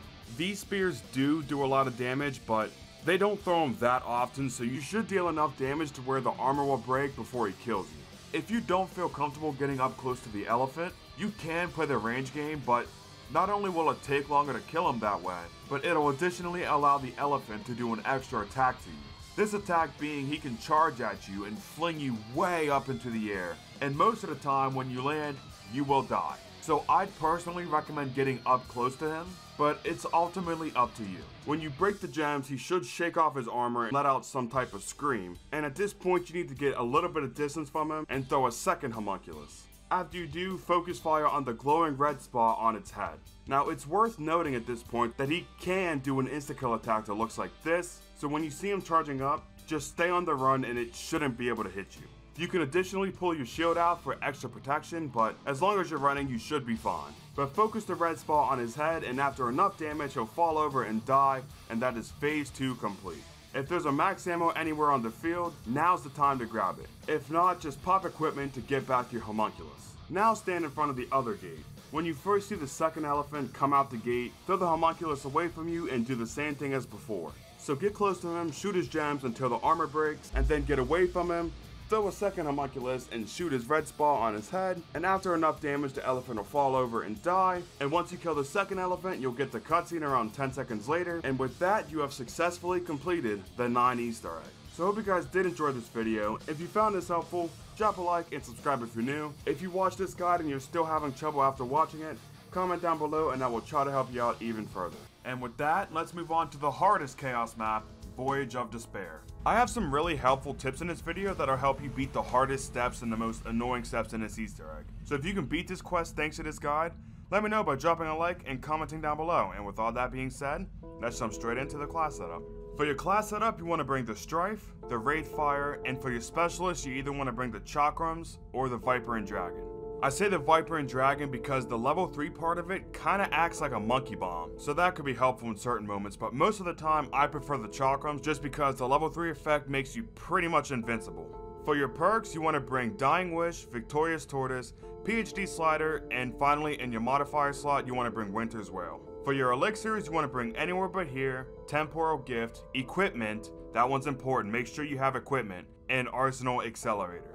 If you don't mind running mega elixirs, then you could bring things such as Blood Debt, Cashback, the Fire Sales, and so on. And additionally, for a talisman, you want to bring either the Major or Minor Reinforced Charm. Putting this on will give your shield more health, so you spend less points on repairing your shield, but it's not necessary. As far as the weapons that you'll want to get, you're going to want to get the Hellion Salvo out of the mystery box. Obviously, it's the best weapon in the game. You want to get the Acid Kraken for a step on the Easter egg, and then you'll want to get the Ice Kraken for the boss fight, and finally you want to get the Homunculus out of the mystery box as well. When you spawn in, just stay in the spawn room for the first 3 or 4 rounds, and if you get a double points, make sure you pop your Temporal Gift before you grab it. I say to stay in spawn for the first 4 or so rounds because there's not really much we can do until we get the Sentinel Artifact unlocked. And to do that, you have to make your way across the entire map, which costs 6,250 points. Get to the end of round 4, save 1 zombie, and go activate the Sentinel Artifact. After you activate the Sentinel Artifact, try and stay on a lower round for the next couple of steps. I say this because on round 9, and only round 9, we can do an Easter egg that'll get us the Kraken and the Homunculus for free. But it only works on round 9, so again, just try and stay on a lower round for now. Now we need to open Pack-a-Punch by activating the 4 switches. While you're doing this, I suggest getting the Zombie Shield as well. There's 3 parts with 3 locations each, and 2 of them are right outside of spawn. So get all 3 parts and craft the shield on the workbench by the poop deck. Right here is a very quick guide to build it. So I'm sorry if it's too fast for you to understand, but honestly, if you don't know how to build the shield on this map, maybe you shouldn't be trying the Easter egg until you've learned the map a little bit. At this time, I would also recommend getting the Kraken distillation parts as well. Again, there's 3 parts you need for this, but this time there's only 2 spawn locations for each part. You don't need to craft this right now as we will not be using it until later on in the Easter egg, but it's good to just get it out the way now. Also, while you're unlocking Pack-a-Punch, make sure you drain the water in both the cargo hold and the engine room. So obviously, activate the Pack-a-Punch pieces at the bottom of the grand staircase, the cargo hold, the poop deck, and the engine room, and when you do that, we can start the Easter egg. Now we are on the clock step. To complete this step, you have to find 4 clocks around the map with symbols next to them, and you need to input them into the ship. The symbols you're looking for is a triangle, an upside down triangle with a line through it, and an upside down triangle with a line through it. Or up, down, up dash, and down dash. If that sounds confusing, don't worry, it's not too hard of a step. Here's all the locations right here. There is 6 spawn locations in total, and you need 4 of them. When you find a symbol, look at the clock near it and write down what time it is. And just a heads up, you can't tell the time with these clocks like you would normally do. For some reason, if the clock normally reads 2:55, in game it'll read 3:55. So basically just remember at what numbers the hour hand and the minute hands are pointing to. But when you find a location with a symbol, write down the time and the corresponding symbol. When you found all 4 clocks, make your way to the bridge by the escargot walleye, and you'll see 4 levers that if you look closely, you'll see the same symbol on all 4 of these levers. Now these represent the minute hands on the clocks. For example, if your clock with the normal triangle on it has the minute hand on 45, then you turn the lever 3 times to the left, so it's also on 45. Just imagine these levers as a clock is basically the easiest way to complete it. So input your minute hands to all 4 of the corresponding levers, and then make your way to the poop deck. Now you'll see 2 more levers by where you activated the Sentinel artifact. But if you notice, these do not have a symbol on them. So you either need to remember what levers are for which symbols, or you can look at the small lever and see that that represents a minute hand that you already turned. So for example, if only one of your clock's minute hands is at 55, then you'll know that that lever is for the time that reads 10:55. You can either do it that way, or you can look at this cheat sheet on the screen right now. These 2 levers represent the hour hands for the up dash and down dash clocks. Input your hour hands and then make your way down to the engine room and do the same thing as you did before. There are 4 levers down here, but 2 are broken, so only 2 work. Again, look at this cheat sheet and use it to input the correct hour hands and the corresponding levers, and if you do it correctly, you are done with this step and you will hear this audio cue. If for some reason you didn't get an audio cue, go back and look at the times again and make sure you didn't input any times incorrectly, and make sure you didn't read the clocks normally as I already said. Now we're on the outlet step, and again for this step, we need to look for 6 different outlet locations around the map and look for the ones that are sparking with a catalyst effect. If you find one, write down the location where it is and what effect it is spewing out. Again, we need to find 4 locations, one with water, fire, electric, and acid. When you find all 4, you need to get to round 8, as that's the earliest round that catalyst can spawn. When one spawns, you need to take that catalyst near the outlet with the same effect, and kill that catalyst near the outlet. And if you've done it correctly, his soul will go into the outlet, leaving a red circle on the ground. Now do not interact with this circle yet.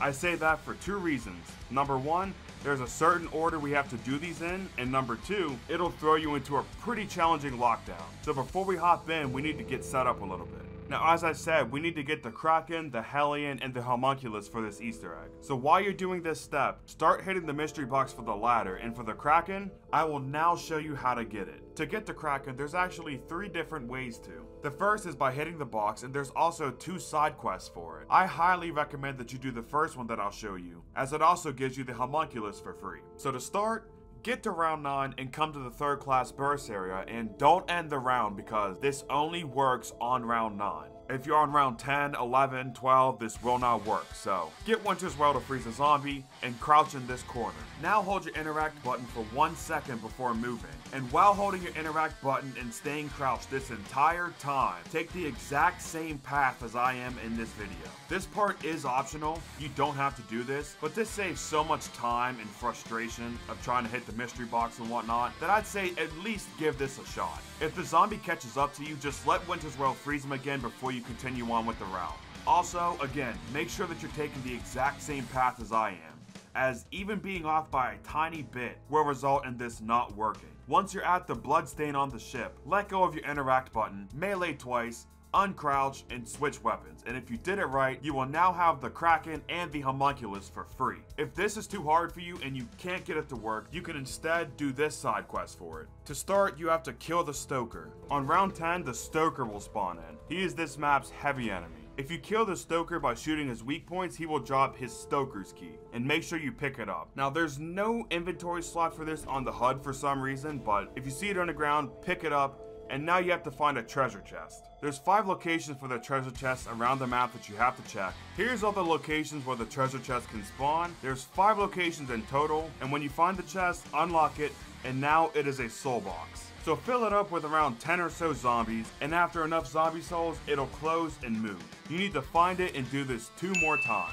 After you fill it for the 3rd time, the chest will close and reopen with an item inside. You need to find the matching symbol on a crate on the edge of the ship somewhere in the map. Again, there's 5 locations in total. I'm showing you all 5 right here. When you find it, a Kraken tentacle will come out of the water, giving you the Kraken. But now getting back to the catalyst step, when a catalyst spawns, take it to the corresponding outlet and kill the catalyst near the outlet. Now you can only do this once per round, so when you do one, just focus on ending the round and getting your weapons and your perks. Once all 4 are in, you need to interact with them in a certain order to do this correctly, and the order is as follows. The acid one first, the water lockdown second, then the electric one, and finally the fire lockdown. So go to the outlets in that order. Make sure you have the Kraken before you start the first lockdown though, as it'll make getting the 2 elemental variants that you need for this Easter egg so much easier. So to complete this step, you need to complete 4 separate lockdowns. During these lockdowns, the game will spawn a bunch of one type of catalyst and 1 or 2 Blightfather. For this lockdown, just train around the poop deck, it's no big deal. During the first lockdown, I want you to shoot a poison zombie with your Kraken, and when you kill him, he has a 50-50 chance to drop his catalyst heart. If you see it on the ground, pick it up, and now thankfully, you can actually see this in the HUD. So if you see a catalyst heart, now all you have to worry about is surviving and getting to the end of the lockdown. When you get a white flash, the lockdown is now finished, and now you can grab the max ammo and the Sentinel artifact. And just a heads up, a decent amount of the steps going forward will have a white flash just like this to indicate that you have completed the step. Before we start the second lockdown, make your way down to the engine room and craft the Kraken distillation on this workbench. We will need this version of the Kraken for a step very soon. Now go to the water circle and interact with it, and it'll teleport you to the cargo hold with the water rising.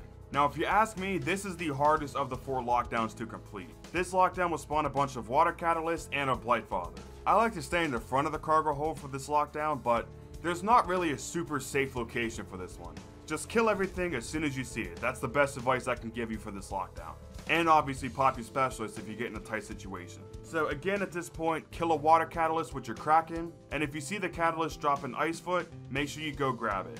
Also, be mindful of your ammo count, because you do not get max ammos for completing the 2nd and the 4th lockdowns. Now finish the lockdown, drain the water, and grab the Sentinel artifact. Now remember, do not craft the water Kraken yet. Just save the ice foot in your inventory for now. Now go to your electric circle and it'll teleport you right outside the grand staircase. There's not really much to say about this. It'll spawn a Blightfather and some electric zombies. When you complete the lockdown, grab the artifact and the max ammo and go to your final circle and do the fire lockdown. Now this lockdown is a bit different. You have to defend yourself in the boiler room from fire catalysts and stokers. Blightfathers do not spawn in this lockdown. To beat this phase, I recommend camping on this catwalk as you see me doing here. Once you complete the fire lockdown, grab the artifact and now it is almost fully charged. Make your way to the Pack-a-Punch location in the turbine room, and around this room there are 9 blue pipes with air leaks in them. You have to shoot these air leaks with the poison Kraken, and if you do it correctly you'll get a hit marker and the water will start spewing out of the air leak. A good way to remember this is there's 2 in 3 of the 4 corners in the room, and there's 2 in the center of the ceiling. You have to do this a total of 9 times in this room, and once you shoot the final one, you hear an audio cue, and the water will start to rise.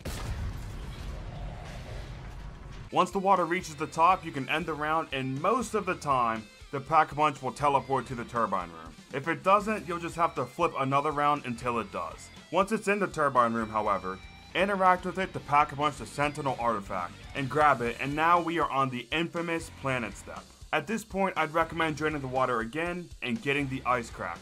To start the planet step, we have to collect 9 orange symbols around the map. And here's all 9 locations, as you see me collecting here. To be honest, the symbols kinda stick out like a sore thumb, but if you can't find them, here's all 9 locations. I normally start from the engine room or the boiler room, whatever you want to call it, and I collect those 2 symbols, and then I go across the whole ship from there and collect the other 7 symbols. And that's a pretty good way to make sure I don't forget any of them. Once you collect all 9 symbols, now you need to drain the water in the cargo hold, and if you look in the front of the room, you will see a solar system. You need to interact with the solar system to get the order of which planets you have to shoot out of the sky. Before you interact with it, throw a homunculus towards where the Pack-a-Punch location is in the cargo hold. And now interact with it and pause the game after every planet that lights up to write down the order. This is important because you don't want to get it wrong, because if you get it wrong at any point, you'll have to flip around and redo this whole step. So in my game, the order was Mercury, Venus, Neptune, Saturn, Jupiter, Uranus, Moon, Mars, and finally the Sun. The Sun will always be the final planet that you get. Once you have your code, look at this cheat sheet. Here you'll see every planet and where you'll need to go to collect the planets, which, spoiler alert, that's what we're doing. You need to shoot the planets down and collect them in the certain order the game tells you to. When you shoot a planet out of the sky, you need to go to the corresponding location within around 20 seconds on solo and collect it. If you don't grab it in time, or even if you shoot the wrong planet, the planets in the sky will disappear and you'll have to do this whole step over again on the next round. So I'd recommend getting as close to the location as you can before shooting the planet out of the sky to buy you some time. And a quick heads up, there will be a bunch of zombies and bosses at the planet waiting for you, so just go in guns blazing on the zombies. For this video, we're going to start off with Mercury.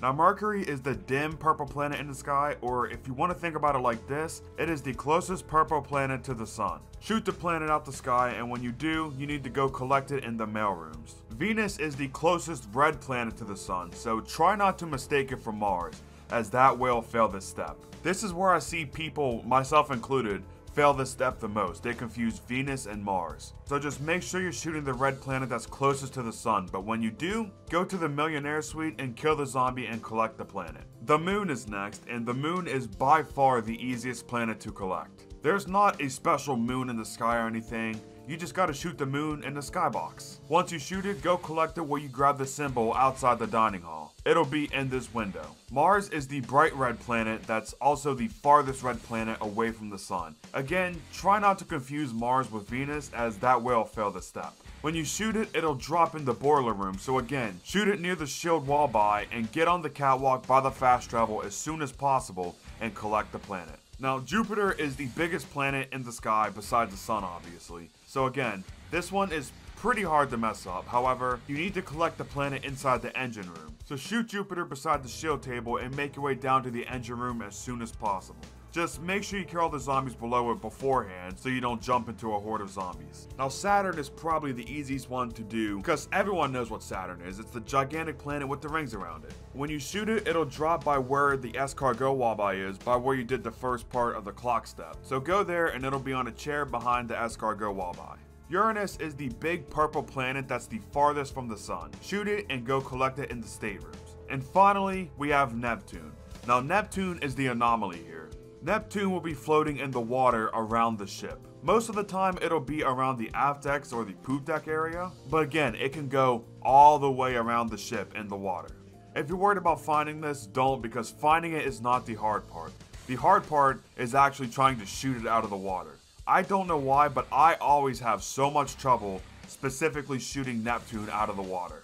It has a really finicky hitbox if you ask me, but once you're finally able to shoot it, the planet will land on this boat across from the GKS walleye. Once you grab all 8 planets, you are now almost done with this step. Before you shoot the sun out of the sky, you need to go Pack-a-Punch your Hellion as much as you can and get the homunculus. Once you have a Pack-a-Punch Kraken, a decent Pack-a-Punch Hellion, and homunculus, make your way to where you spawn, and when you're here, shoot the sun out of the sky and it'll drop right in front of the fast travel.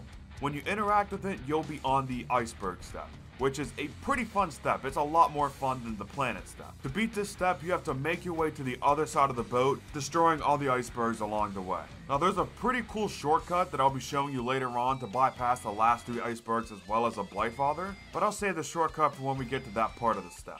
So to destroy most of the icebergs, you want to angle yourself, so when you shoot the Ice Kraken, it does damage to both the zombies as well as the iceberg. So take this path that you see me do here, and when you're at the iceberg blocking the grand staircase, pop your specialist and take out these 2 icebergs so you can get past the staircase. Now at this point there will be a stoker. You don't have to pay attention to him, just throw a homunculus and take out the iceberg in front of you. Now throw another homunculus where you see me throw it and destroy this iceberg. This iceberg will give you a max ammo when you destroy it. Now when you get the max ammo, we are now at the shortcut. Make your way to the mystery box location by the aft decks, but along the way, throw another homunculus. Now pull out your Hellion and aim for the iceberg at the very back of the poop deck and rain fire on it.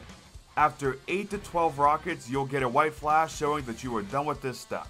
Doing the iceberg step this way allows you to both save ammo as well as not having to worry about taking out the final 3 icebergs as well as taking out a Blightfather. So this shortcut is always worth doing if you have the firepower to do so. When the red circle is on the poop deck, that is the activation circle for the boss fight. So before you interact with it, get completely set up. Get all your perks, get a fully packed Hellion, pack a bunch of Ice Kraken, get your homunculus, get a full specialist, get a full shield, and additionally you could get the upgraded ice shield, but that's very complex to do and honestly it's not worth it. But if you want as much of an advantage as you can possibly get, search up a guide on how to get the Ice Kraken on this map on YouTube. But anyways, when you have all that, go interact with the red circle and it'll teleport you in the ocean, and there will be a tree with a slot to insert the Sentinel artifact. So swim up to it and do so, and doing this will play a series of pretty cool animations, if I do say so myself, of all the planets aligning, and it'll teleport you back on top of the poop deck with a gigantic iceberg coming out of the water. When the iceberg erupts, the Eye of Odin will spawn. Now, there is 5 phases to this boss fight, and I'll explain each when we get there, but this is not like the Valentina fight on TOTEN, for example. Every single phase is in the same order every single game. There's really no RNG in this fight. For the first 2 phases, you don't even have to worry about the eye itself. He's just going to be sitting there observing and watching you survive an onslaught of enemies. And when I say that, I mean every type of enemy on this map. Zombies, catalysts, Blightfathers, stokers, you name it, it'll spawn in this boss fight. Now, a good rule of thumb for this boss fight is do not grab the drops the game gives you until the phase is complete. Most of the time, the first 2 phases will end after you kill 2 Blightfathers, but on some rare occasions, it'll end after you only kill 1 Blightfather. But feel free to throw a homunculus if you're overwhelmed, and spam your Kraken at the stokers and a catalyst, and spam your Hellion at the Blightfather. Also, during the boss fight, you will see these ice circles on the floor in the playing area. Now try your best to avoid them. If you step in them, they will not insta-down you or nothing, but they will freeze you if you stand in them long enough. And obviously, if they freeze you, the zombies can kill you with you having no line of defense, so try not to do that. But if somehow, some way, you get frozen by these ice circles, spam your melee button to break out of it as soon as possible. The first 2 phases of this boss fight really aren't that difficult. They're more or less just a waiting game. You just have to basically kill zombies for 2 to 3 minutes, and when you get a white flash on your screen, just like the rest of this Easter egg, it's telling you that you have beaten this phase of the boss fight. So at this point, go to the back of the poop deck, collect your max ammo and your carpenter before you get teleported to the next phase. Phase 2 takes place in the engine room. Again, this is just like the first phase, although it is a little harder because the engine room is a little more CQC based than the poop deck. But again, just take out all the enemies. I like to hold out by the drops in front of the pack-a-punch location and just spam the Ice Kraken everywhere. Just like phase 1, this phase takes about 2 minutes to complete, and when you get the white flash, grab your drops and be ready to be teleported. Phase 3 takes place in the staterooms. This is the second hardest phase in this boss fight. Now from this point forward in the boss fight, the eye will start attacking you and you have to do damage to it to proceed to the next phase in the boss fight. For this phase, you want to stay out of the hallways as much as possible because his attacks are eye beams that shoot all the way down the hallway, and just like the ice circles I previously mentioned, if you get hit by them for long enough, they will freeze you. And again, if you somehow get frozen by it, spam your melee button to unfreeze yourself as fast as possible. But as I said, he'll shoot his eye beam down one of the 2 hallways, and what you want to do is you want to peek out of the hallway and spam the Hellion at the eye. If done correctly, he'll give you an audio cue. You have to do this 3 times to beat this phase. During the downtime while he's not shooting his eye beam, you want to throw homunculus somewhere down the hallway, like by where the Mog 12 wall by is, for example. And that'll get all the zombies off you so you can just solely focus on the eye itself. When you get the white flash, grab your drops, and you'll be teleported to phase 4, which takes place in the promenade starboard decks. Phase 4 I think is the easiest phase out of this whole boss fight. This area is pretty big to train around, plus there's little downtime for the eye's attacks. So I want you to get a homunculus ready and throw it when you see or hear him starting to teleport. Now obviously throw it away from you and spam the Hellion at the eye when he's shooting his eye beam attack. Doing this will make him teleport back, and around 5 to 10 seconds later, he'll do the same thing. He will teleport and then he will shoot his eye beam, and at this point, you want to spam your Hellion at him until he teleports back a second time. Now at this point, your homunculus should have disappeared by now, so get another one ready and throw it and shoot the eye when he's attacking for a third and final time, and you should be done with this phase. Now obviously grab your max ammo in your carpenter before you get teleported to the 5th and final phase, which is back at the poop deck. Now obviously the 5th phase is by far the hardest part of this entire Easter egg, but it's not too difficult if you follow my strategy to a T.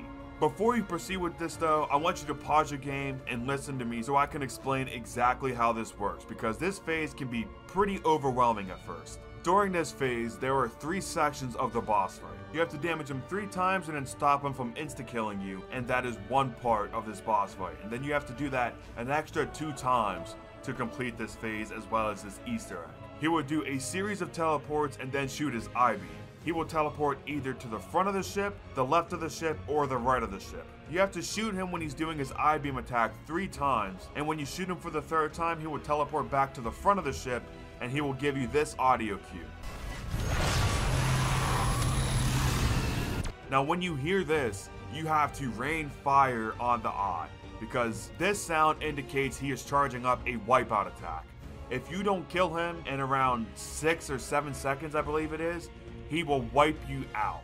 Additionally, if you somehow miss the audio cue, he will be shaking like crazy at the front of the ship. It's impossible to miss. Now the wipeout attack will be the only time that he does this, and you only get the wipeout attack when you damage him 3 times. When you do enough damage to him, he will teleport and stop shaking, and that is part 1 of this 3-part phase completed. Now you have to do it 2 more times to win. If you're worried about the insta-kill attack and you don't think you'll take him out in time, Dying Wish will save you, as well as your shield with Victorious Tortoise, but obviously your shield will break upon the attack landing.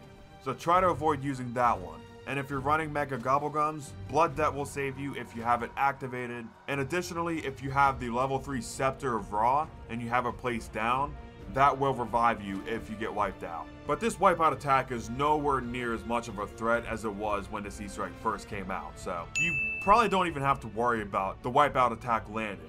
If you just spam him with the Hellion, you should be good. So just spam him with like 4 to 8 rockets with your Hellion, and that'll do the trick.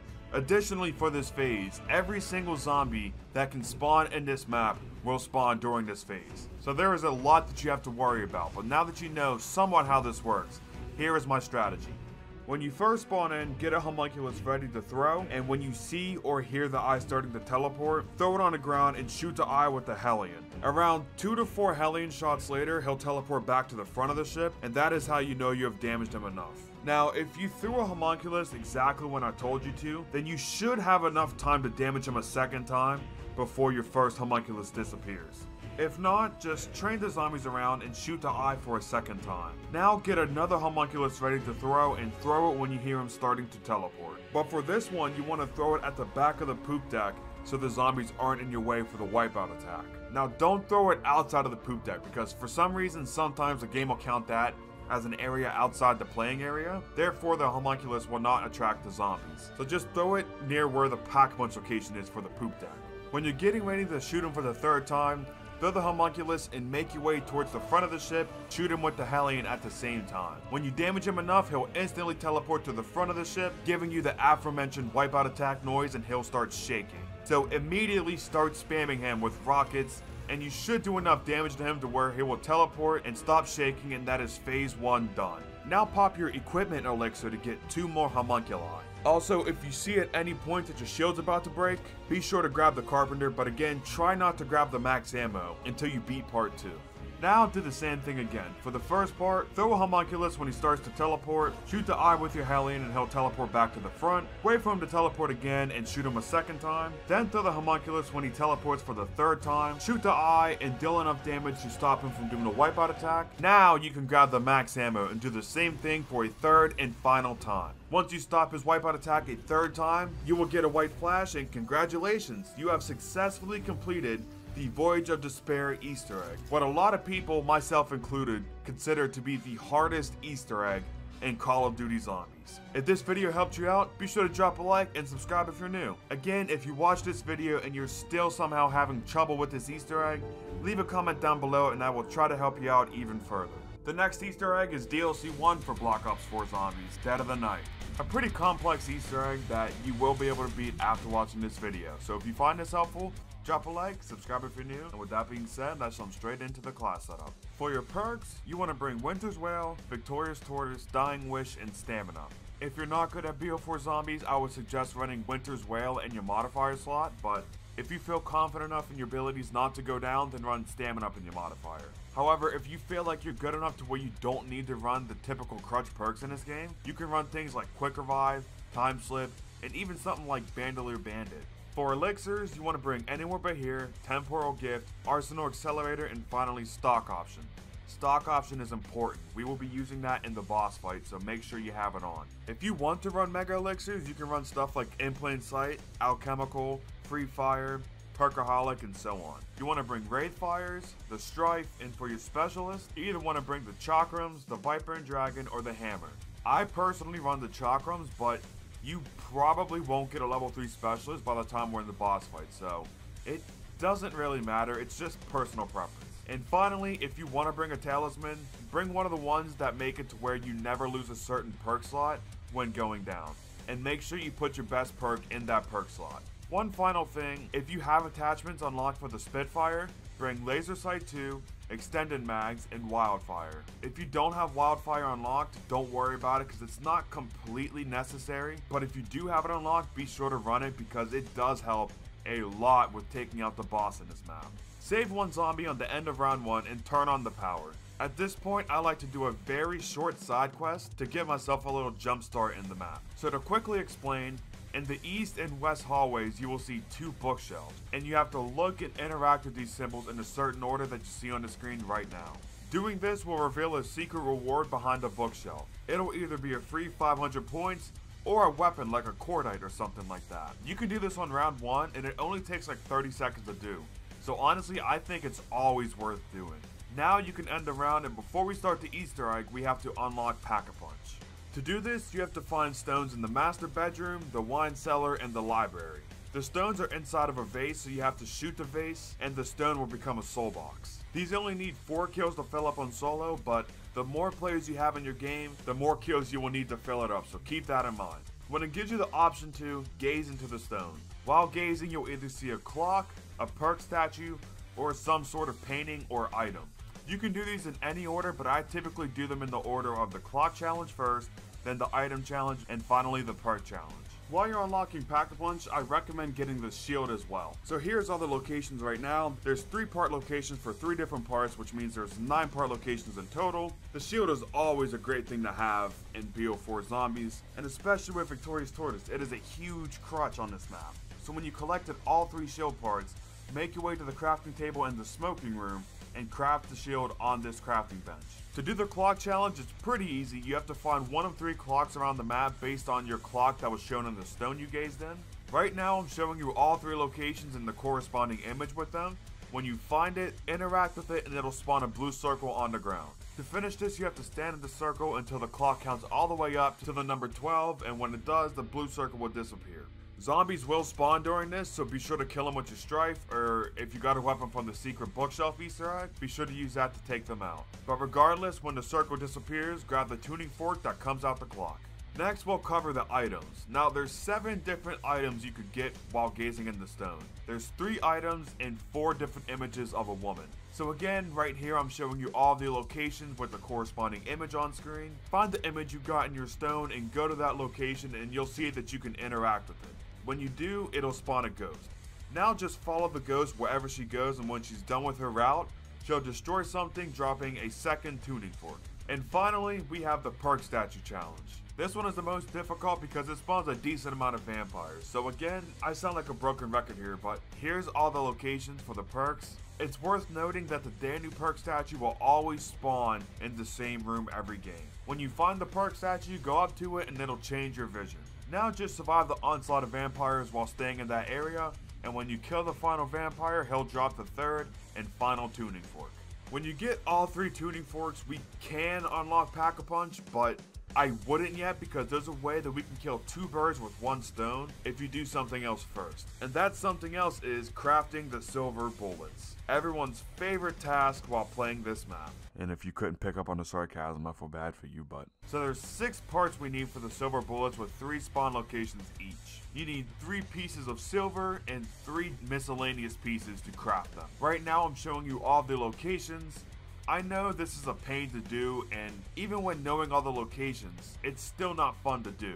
And to be honest, not even I have it completely memorized, but the silver bullets is a very rewarding side quest to do, and plus we do need them for the Easter egg, so like it or not, if you want to do this Easter egg, you have to craft the silver bullets. When you find all 3 pieces of silver, come down to the crafting bench in the wine cellar and craft the silver and pick it up. Now you have to find the other 3 parts. While I'm showing you all the part locations, I'm going to explain what silver bullets does. Basically, it's a weapon attachment that gives your weapon more damage, it deals a lot more damage to the mini boss, and it makes it to where you can buy ammo infinitely as long as you have the points to spare. Even for box only weapons.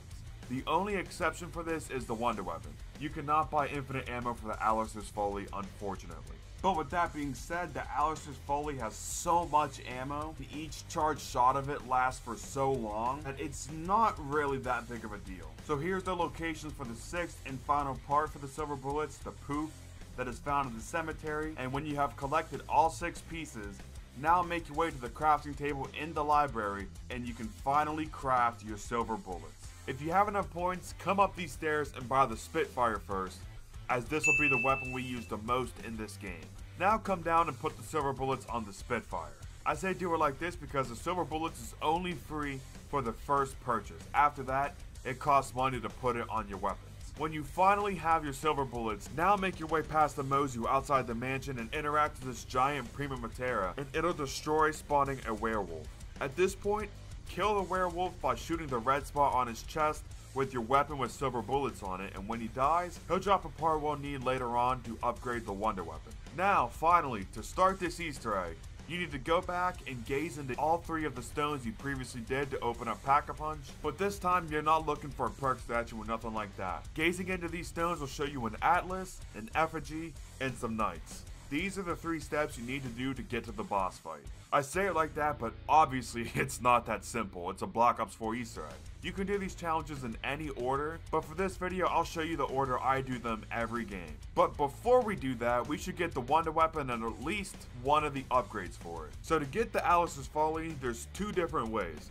One is of course by hitting the mystery box, and the second by doing a pretty short side quest. To get the free wonder weapon, you need to look for 4 different symbols around the map. The first we'll cover in this video is the red symbol. The first location is near the strife and the stairway to go to the main hall. The second is to the right of the fireplace in the master bedroom. The third is above this painting in the dining hall, and the final location for the red symbol is going to be on this barrel in the wine cellar. When you find a symbol, take a picture of it or write it down like red L or red M or something like that, just to remember it.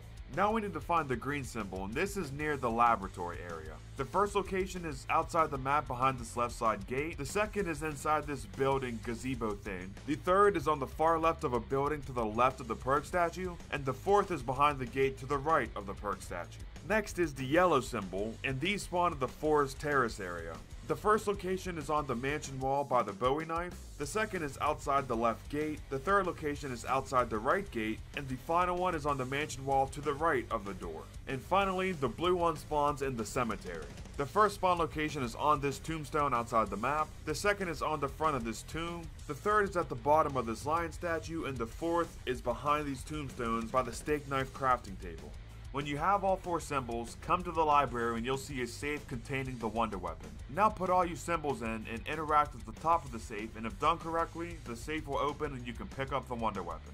Now there's 2 upgrades to the wonder weapon. If you did what I said, you should have already gotten the prima materia from the werewolf with your silver bullets. So now just come to this corner in the library and shield bash this bookshelf. Doing this will reveal the last part for the first wonder weapon upgrade. Now go to the laboratory and place your prima materia inside this machine, and after 20 seconds, it'll pop out on the left side of it and you can pick it back up, and now you can go to this crafting table and craft the chaos theory. Now with all that done, we can finally start the first challenge of this Easter egg, which is going to be the Atlas challenge. So to start, come to the cemetery where the perk statue is and shoot this coil on top of the building with your silver bullets and it'll go down. Now go back to the main hall where you spawn and you'll see 3 whales reveal themselves. To beat this puzzle, you have to shine all the lights at the same time. Now, a lot of people have a lot of trouble with this, but thankfully there's a strategy to solving this with ease. So starting off, you want to turn the left wheel until the blue light starts shining. Once you do that, then go to the far right wheel and interact with it until the green one is shining. Now come to the center wheel and interact with it until the red light is shining. And then finally go back to the left one again and interact with it until the blue and the green lights are shining at the same time. If you did it how I told you to, then this should work every single time. And if done correctly, the statue's head will fall down and that's a sign showing that you have completed this step. If for some reason it didn't work, just try again what I said from the very beginning. Now we're on the last annoying step for this Easter egg. To beat this step, you have to find 3 different symbols across the map, and when you find one, there will be scratch marks in potentially 3 different places. These are scratch marks, but it's a lot easier to remember them as tally marks. Now, just because I said that, there's a chance that 1 or more locations will not have a scratch mark. So if it doesn't, don't panic or nothing like that. There's just not a location there to worry about. So for example, if you get the symbol that looks like a sword, and one location has 3 scratch marks, the second location has 5 scratch marks, and the third location doesn't have anything, then you add 3 and 5 to get 8. And so you want to write down in a notepad or something like that, or even in your phones on your notes. You want to write down sword equals 8. And it is important to remember how many tally marks were shown with the corresponding symbol, because we will have to input these in a certain order later on, and if you mess this step up, you have to do this whole process over again on the next round with different symbols in different locations. And this step sucks enough as is doing it once. You don't want to do it twice. So make sure that you have the right symbol written down, and make sure you have the right amount of tally marks that go with it written down as well.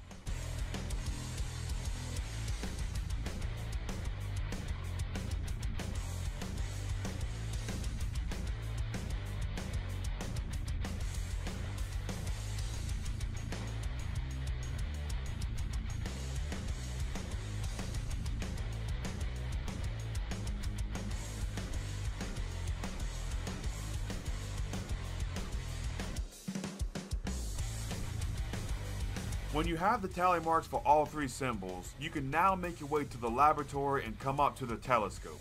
Here you'll see a wheel with all types of symbols on them. You need to input your 3 symbols in the order of the one with the lowest amount of tally marks, all the way up to the one with the highest amount of tally marks. So hold your interact button to move the wheel and knife the wheel to input the symbol at the top. If you did it correctly, you'll get a quote from your character and you can interact with the other wheel. If you didn't, then like I said, unfortunately, you're going to have to look for 3 more symbols around the map on the next round. When you do it right though, as I said, you can interact with this wheel behind the telescope, hold X or square or whatever your interact button is to turn the wheel until it stops spinning. When it stops spinning, shield bash the wheel to stop it from turning back. Now underneath where you currently are, there is an electric trap. Activate it and run through it with your shield out. This will get electricity on your shield. Now hurry back up the stairs and shield bash the telescope. If you did it correctly, you'll get a white flash, and if you come back down next to where you crafted the prima materia, the machine will reveal a stone. Interacting with this will start a lockdown. I will say, you don't have to do this now. You can wait to do all 3 of these lockdowns right before the boss fight, but I prefer to just get them out of the way as soon as possible. When you're in the lockdown, a bunch of vampires as well as 3 to 4 werewolves will spawn. To beat it, you have to kill all 4 werewolves. The best way to survive in this lockdown is to just hold out in the back of the laboratory and spam charged wonder weapon shots at the ground. And here's a quick tip, the vampires that are killed with a charged shot from your wonder weapon will drop bile. Be sure to pick up the bile as we will need it to upgrade the wonder weapon for a second time fairly shortly. When the werewolves start coming at you, either kill them with your Spitfire, with the silver bullets on it, or just spam single shots of your wonder weapon at their chest, and eventually they will die. They're not too hard to kill either way, but when you get a white flash, you can go back to the stone, and it'll give you a max ammo. This means that you are officially done with the Atlas step. Before we continue on with the Easter egg, we should look around the map for at least 2, but I would say grab all 3 fire cores. These are for the fire traps. You will need at least 2 for a certain step later on in the Easter egg, but I would say grab the 3rd one as well because that'll make the next lockdown we do so much easier. So here's all the locations. There are 14 in total, but they're pretty hard to miss. So just go around the map and check all the locations, and if you find one, obviously pick it up. When you find them, you can input them into fire core traps to activate them, but you want to put them in the master bedroom, the library, and the cemetery. But you don't have to worry about that just now. Just grab the cores for now. Before we can continue with the Easter egg, we have to fully upgrade the wonder weapon at this point. It's not hard. We need 3 parts in total for the second upgrade. The first one, you need to kill 3 vampires with charged wonder weapon shots and pick up the bile that they drop when they die. When the container in your hut is fully filled, make your way to the cemetery. Here you'll see a coffin with a yellow glow effect on it, and all you have to do is interact with the coffin and a Crimson Nosferatu will come out. Now these guys can be a pain, but luckily if you shoot a charged shot of your wonder weapon in front of the coffin, he'll just jump straight into it like a complete moron and he'll die and you can pick up his Prima Matera. The second part is also here in the cemetery, although I would recommend getting down to the last zombie in the round before doing this step. Come up to these lanterns and you'll see that one is glowing with a more reddish tint than the rest of them. When you find the lantern, shoot it with your wonder weapon, and now another one of these lanterns will light up with the same tint. Shoot it again, and you have to do this a total of 4 times. When you've shot 4 lanterns, a vampire will start to spawn above the lantern.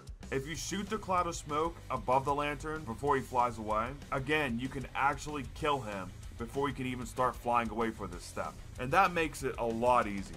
If you miss that though, you just have to shoot him out the sky with your Alice's Folly, and when you do, go collect the Prima Matera that he drops. It's worth noting that if you fail this step in any way, whether you shoot one of the normally lit lanterns or if you shoot one that's not the red lantern at all, or even if you miss the vampire, you're either going to have to wait 90 seconds, or you're going to have to wait a few rounds, or in some extremely rare cases, the game is just completely glitched at this point and you cannot proceed with the Easter egg. I don't know why this is a thing, and more importantly, I don't know why Treyarch never fixed this because this has been in the game since launch, but those are your options if you fail this step. So just make sure that you do it correctly on the first time. And for the final wonder weapon part, go to the forest. In this area, there'll be 3 dig spots that you have to dig up to find the final part. The way you dig them up is you have to shoot a zombie that's standing right on top of one of these dig spots with a charged wonder weapon shot, and the effect that you shoot him with has to be the yellow one that brainwashes the zombies. If done correctly, a zombie will dig up the spot and there will be a 1 out of 3 chance that the final part will be under there.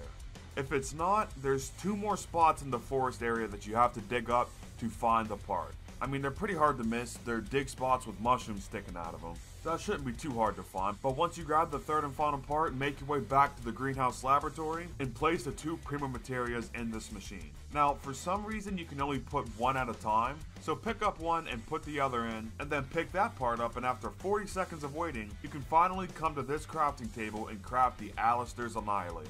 Now the wonder weapon is fully upgraded, and with that being said, let's continue on with this Easter egg. Now we're on the effigy step. To start, come to the cemetery. Now thankfully these last 2 stones challenges are nowhere near as difficult and tedious as the first one. They're actually quite fun if I'm being honest, but when you're at the cemetery, while you're walking around, you'll see that 5 trees will have its leaves fall off of the tree. Now these trees in specific, you have to shoot with your wonder weapon until a branch drops to the ground. Pick it up, and you have to do this a total of 5 times across the map. One location is as soon as you enter the cemetery on the left entrance, and the other 4 are around the lanterns you need for the Alice's Annihilator.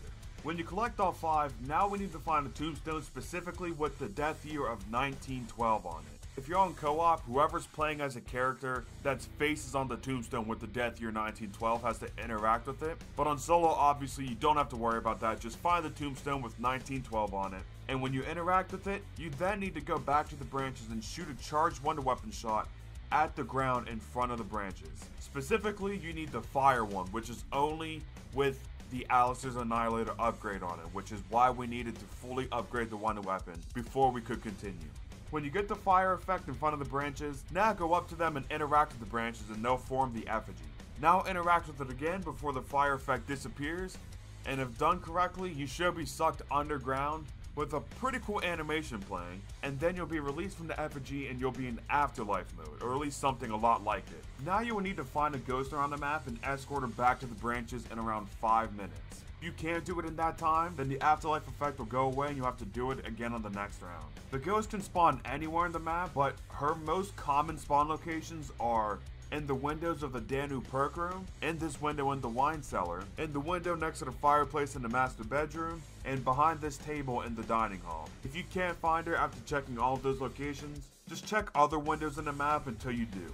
When you do find her, like I said, escort her back to the effigy, and when you do, she'll be engulfed in flames and she'll drop a stone. Now, this is the same thing as before. This is a stone to activate the second lockdown. Before you start it, I'd recommend packing your Spitfire at least one time. When you're ready though, come to this stone and activate it to start the lockdown. Now the best strategy I have for surviving this lockdown is you camp in the perk room with the fire trap on one side and charge wonder weapon shots on the other. For the 30 seconds while the fire trap is active, this makes you pretty much invincible. When the fire trap turns off, move up a little bit and shoot charge shots where the fire trap was, and watch for zombies behind you. At this point, werewolves will start spawning, so just start looping around the cemetery and kill the werewolves with your pack-a-punch Spitfire, and after you kill 3, you'll get a white flash and you'll be done with this step. Make sure you go back to the stone and grab your max ammo. The final step in this Easter egg is the night step. To start this, you have to grab gems by shield bashing fireplaces in a certain order. There's 3 sets you have to do for 3 different gems. You can do the sets in any order, but the order of the set itself has to be the same as I'm showing you. So get to the end of the round and save 1 to 2 zombies and we can start. We're going to start with the library gem first. To start this, you have to turn on the aforementioned fire traps and shoot them with a double upgraded wonder weapon to turn the flames blue. When they're blue, run through them with your shield out to get flames on your shield. Now you have 45 seconds to melee 4 fireplaces in this order to turn them blue. The order you have to melee them is the fireplace in the smoking room next to the shield crafting table, the fireplace in the library to the right of the fire trap, and then the one to the left of the fire trap, and then finally make your way back up the stairs and melee the fireplace in the billiards room. If you did it in this order, a gem will stick out of the fireplace and pick up the gem. The second one we can also do from the fire trap in the library. This one consists of fireplaces in the main hall. So again, get the blue flames on your shield, and the order of the second set is the fireplace right beside the Mozu, then go up the stairs and the second fireplace is by the Strife, and then hit the fireplace across the hall from the Mozu wall by, and finally go up these stairs and melee the fireplace next to the Essex wall by. If done correctly, again, a gem will come out the bottom of the fireplace and make sure you pick it up. The third and final set, I like to start from the master bedroom area, but this is doable from the library still. You just have to be on point with your melees and everything like that. So once again, get blue flames on your shield and melee the fireplaces in the order of the one in the trophy room, and then the fireplace right next to it in the master bedroom. Then run back through the east hallway, and the third one is in the music room. And finally, come down these stairs and make your way into the dining hall and melee the fourth fireplace here next to the mystery box. Collect the gem, and now you should have all 3. Now we have to take the gems to 3 knights across the map. There's one by the vapor wall by outside the laboratory, one in the main hall by the entrance to the library, and one on the right side of the cemetery. You can do these in any order, but I like to do them in the order of the labs first, and then the cemetery, and finally the main hall. When you give a knight a gem, it'll destroy the knight and the gem will start to follow you. Now if you run at any point, the gem will stop following you and you'll have to go find it and escort it again. So obviously this means you have to escort it back to the main hall at walking speed. But this isn't too bad since you have one of the best wonder weapons ever with you, and you can just shoot charge shots at the ground to protect yourself from any type of enemy. Now escort it back to the main hall, and when you have it here, hurry and run away from it to make it stop following you. Now, as long as you don't leave it here for like an absurd amount of time, like 20 minutes or something, as far as I know, he'll just sit here and wait. He won't despawn. Now go get the one from the cemetery. Again, escort it at walking pace to the main hall, and when you have both gems in the main hall, now insert the gem into the knight that's right in front of the entrance to the library. And now that all 3 are following you, you need to escort them to the forest. In this area, there will be 3 glowing spots on the ground. These indicate where the gems need to go. They're pretty much in a straight line, so when you put one in, Just go horizontally across the forest and you'll find the other two. When all 3 gems are placed, the knights will appear. At this point, the knights are a soul box. Now you have to kill 10 zombies next to it to fill it up, and once you do, it'll move closer to Pack-a-Punch. Now you have to do it for a second time, but this time, it only takes 6 zombies to fill him up. Once he moved for a second time, he'll go right in front of Pack-a-Punch, and now you have to do this for the other 2 knights.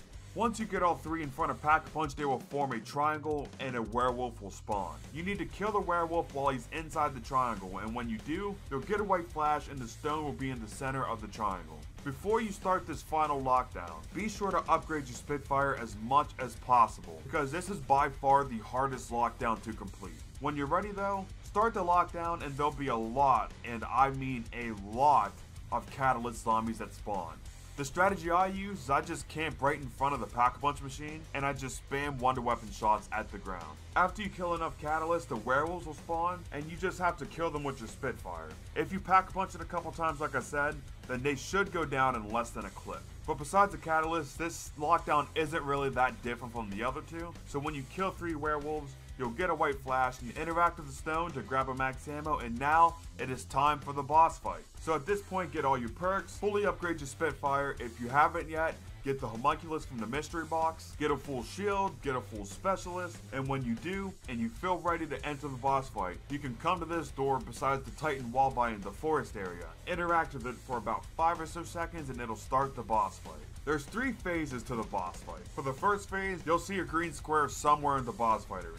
You need to turn the statues to get all 3 of their lights to be shining at the green square. You'll know if it's angled properly if the light on the bottom of the statue is green instead of white. While you're doing this, you need to pay attention to where the werewolf is. He will be invisible and the only way to know where he is he will leave a trail of smoke behind where he is charging. If you see this trail of smoke coming for you, get out of the way as soon as possible. I cannot stress this enough, because if he hits you with this, he'll do anywhere from 125 damage to a whopping 175 damage, leaving you one shot to most enemies in the map. And that's obviously not good. So just try your best to avoid being hit by the werewolf's trail of smoke. But when you get all 3 lights pointed at the green square, stand in it and shoot a charged wonder weapon shot at the ground, or if you have a homunculus, throw it somewhere in the map. After around 5 or so seconds, the werewolf will charge at you, but since you're in the square, he'll be stunned by it. Now at this point, pull out your Spitfire and spray his chest to damage him as much as possible. If he makes this sound, you have completed phase 1 of this fight. If he just disappears and you hear the statues turn, that means you did not deal enough damage to proceed to the next phase yet, so just do this process again. When you do damage him enough though, hurry up and grab your drops because they do not last long until they're replaced with more drops. Phase 2, you just need to kill a bunch of enemies in the playing area. There'll be zombies, vampires, catalysts, and even a few werewolves. So just like the rest of this Easter egg, shoot charged wonder weapon shots at the ground and you'll be pretty much invincible. During this phase, a Crimson Nosferatu will spawn, and if he gets the chance to, he will grab you, and he will start like playing a biting animation on you. So the best way to avoid this is to just train around the wonder weapon effect that you shot at the ground. So just keep doing this, and when a werewolf spawns, spray it with your Spitfire. This is not like a normal boss fight werewolf or nothing like that. These werewolves do not have a lot of health. When no more enemies are spawning, that is your cue that you have completed phase 2. So make sure you go grab your max ammo and your carpenter before they are replaced by more. Now you're in phase 3, and phase 3 is the same as phase 1 except for 2 things. Number 1, the werewolf has more health, and number 2, you have to turn the statues to find the now invisible green square. Again, just watch out for the werewolf's trail of smoke and don't stand in it. Finding the green square isn't that hard, just keep turning the statues and you'll find it fairly quickly. When you find the green square, again, align all 3 statues to where their lights are shining at the green square, and now go in the green square and throw a homunculus, or if you don't have any, shoot a charged wonder weapon shot at the ground and wait for a werewolf to come in the green square. While you're waiting for him, pull out your Spitfire and pop your stock option. For some reason you can't pop it while you're holding the wonder weapon, so do that, and when the werewolf comes in the green square, damage him like crazy, spray his red chest with your silver bullet Spitfire. If you do it like I told you to, you should be able to one-phase him. But if not, just do the same thing again, find the green square, align all the statues, stand in it, protect yourself from the zombies, spray the werewolf, and when you do that, the werewolf will play an animation of him grabbing his chest and collapsing and eventually dying, and when you see that, you have successfully completed the the Dead of the Night Easter egg.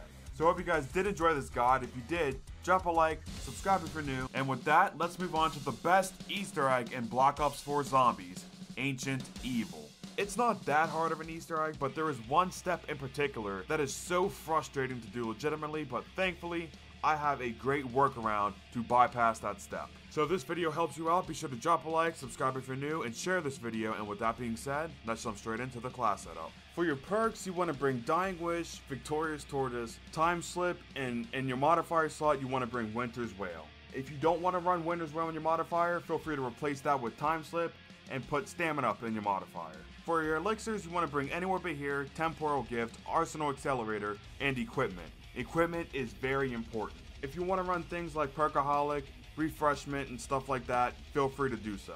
For your specialist, you either want to bring the Scepter of Ra or the Chakrams of Vengeance. Just know before you load in, if you end up bringing the Scepter, we will be performing a glitch to make it really powerful, but it only works when the Scepter is level 1 or level 2. So if you load in with the Scepter, you won't be able to use it for the majority of the Easter egg. So if that's fine with you, then load in with the Scepter, but if you want a crutch backup, bring the Chakrams. And finally, for your equipment, you want to bring your Wraithfire. For your starting weapon, you want to bring the Strife. And for your talisman, if you want to bring one that makes it to where you never lose a perk slot, and then put your best perk in that perk slot, like Dying Wish or Winter's Wail. And finally, if you care about the story, be sure to load in as either Bruno or Shaw, as they will get a secret cutscene before the boss fight. To beat this Easter egg, you will need all 4 wonder weapons, but you want to bring either Charon or Oranos. You're going to either want to get the Spitfire or the Damon 3XB if you can get that one from the trials. And you're going to want to get the Homunculus specifically right before the boss fight. Get to the end of round 4 and buy their store and make your way to the amphitheater. When you're here, interact with the Sentinel artifact to turn on the power. When you do, the boss that you will be fighting in this map, Perseus, will spawn 3 Spartoi in the map. These enemies will temporarily collapse and eventually reform when killed by a body shot, but they will instantly die from a headshot. You can do the body shot trick up to 3 times on a single Spartoi before they can die from body shots. So for these guys, aim for the head if you just want to kill them, but if you want to save them for an Easter egg step later on, save them as the last zombie, just shoot them in the body and you'll have about 5 to 10 seconds of time without any zombies going after you. When you kill the 3 Spartoi, normal zombies will start to spawn in the map. Survive against them long enough and eventually Pegasus will appear and save you from the onslaught of zombies. When you get the white flash, grab the max ammo and you have now turned the power on in the map. Now let's get the zombie shield. Here's all the locations that I'm showing you right now. There's only 2 parts that you need to find right now, as the 3rd part we will get when unlocking Pack-a-Punch. So grab the spear and the strap, and now let's make our way to the underworld. To do this, you need to find the golden bridle. These can spawn in 2 different locations, so look for it and grab it when you find it. When you do, a new boss for this map, the Giganees, will spawn. Now this dude is an absolute bullet sponge, but thankfully there are 2 relatively easy ways to kill him just about every time. One is by spamming shield shots at his head, which obviously we can't do yet, so we'll do the other, which is pulling out your specialist and spamming him. Now if you're using the Scepter, this is the glitch I was talking about earlier in the video. If you spam the button to shoot it and melee at the same time, it'll do a super fast melee glitch and you can kill everything pretty fast like this. I don't know the exact controls on PC, but as I said, if you just spam your melee button and you use the shoot it, that should work. On controller, just spam both of your triggers. Just be careful using the Scepter and the Easter egg, because we will need this trick for the boss fight, and unfortunately, this glitch does not work on the level 3 Scepter. So try not to level up the Scepter unless you have to pull it out to save yourself from taking it down or something like that. But when you kill the Giganees, pick up the shield he drops and now come to the marketplace and craft the zombie shield on this table. At this point, we also have a route to the underworld, so come down to where the Zeus perk is and you'll see Pegasus. Now, if you interact with the blue circle, he'll take you to the underworld in a really cool cutscene. I watched it for the first time in like years the other day, and I forgot how great this cutscene was. But after the cutscene, you'll be in the underworld, and now you have to grab 3 parts for the Pegasus strike, which is a monkey bomb on steroids. That's the best way I can describe it. Now, of course, this is a typical Treyarch building system, so there's 3 parts around the map that you need to check for with 3 part locations each. Honestly, I probably should stop saying that because 3 locations for 3 parts is pretty much par for the course in a Treyarch map. But when you have all 3 parts, come to the Cliff Ruins area and craft the Pegasus strike on this wooden stump. Now we need to unlock Pack-a-Punch. There are 2 cages with eagles in them. You need to use your specialist on the door to free them from the cages. One is hanging on a chain, so just shoot it down and then use the specialist on the door and that should work. When you free the birds from the cage that are in the Python Pass area, another Giganese will spawn. So just take him out like I said, spamming shield shots at his head. And here's a quick side note. If you're following my guide exactly how I'm saying it, this will be a little too hard to do, but if you wanted to, you could get one of the hands in the underworld ready to be upgraded, and then spawn the Giganese and go through the portal to prove yourself to that god, and when you come back, the Giganese will just despawn. So if you don't feel like dealing with him and you know how to upgrade one, feel free to do that before you shoot down the cage in the Python Pass area. Now at this point, before you go back into the center of the map where the birds are, come back to where you first spawned in the underworld and buy the Spitfire. Now go to the center and this will start a lockdown. This isn't too hard, it'll spawn some zombies, some Spartoi. It's kind of like a lockdown from Shadows of Evil, but when it's over, you'll be able to leave the Pack-a-Punch room and the teleporters will open to go back to the main part of the map. Now at this point, we can start the Easter egg. To start this quest, you need to light the Eternal Flame, and to do so, you need to do some trials. To do a trial, you can come to Oracle and spawn, or go to the Cliff Ruins area in the Underworld and interact with the pot to start a trial. These trials can range from staying in a certain part of the map, killing enemies in a certain part of the map, recovering health, wonder weapon kills, melee kills, equipment kills, and so on, stuff like that. Do the trial and get a reward. Now, there's 4 different tiers of rewards. There's common, which is the worst, rare, legendary, and finally epic. Epic is obviously the best one. Right here, I'm showing you all the possible rewards you can get from the trials, and if I'm being honest, this took way more time than I'd like to admit it did, so drop a like for my pain. To get rewards above common, just don't collect the reward and keep doing a trial. After doing enough, you will get your reward upgraded. When you get a legendary or an epic, come to the reward stand in the spawn room and accept it. Now getting back to the step itself, to light the flame, you're going to need to collect 9 points per player in your game. The way this works is, there's a secret number value assigned to each reward rarity. Epic is 6, legendary is 4, rare is 2, and common is half a point. So for example, in solo you'll need to accept 1 epic and 1 legendary to get a total of 10 points, which is above 9, obviously. So after you do that, the flame behind the reward stand will turn blue. This means you have now lighted the Eternal Flame.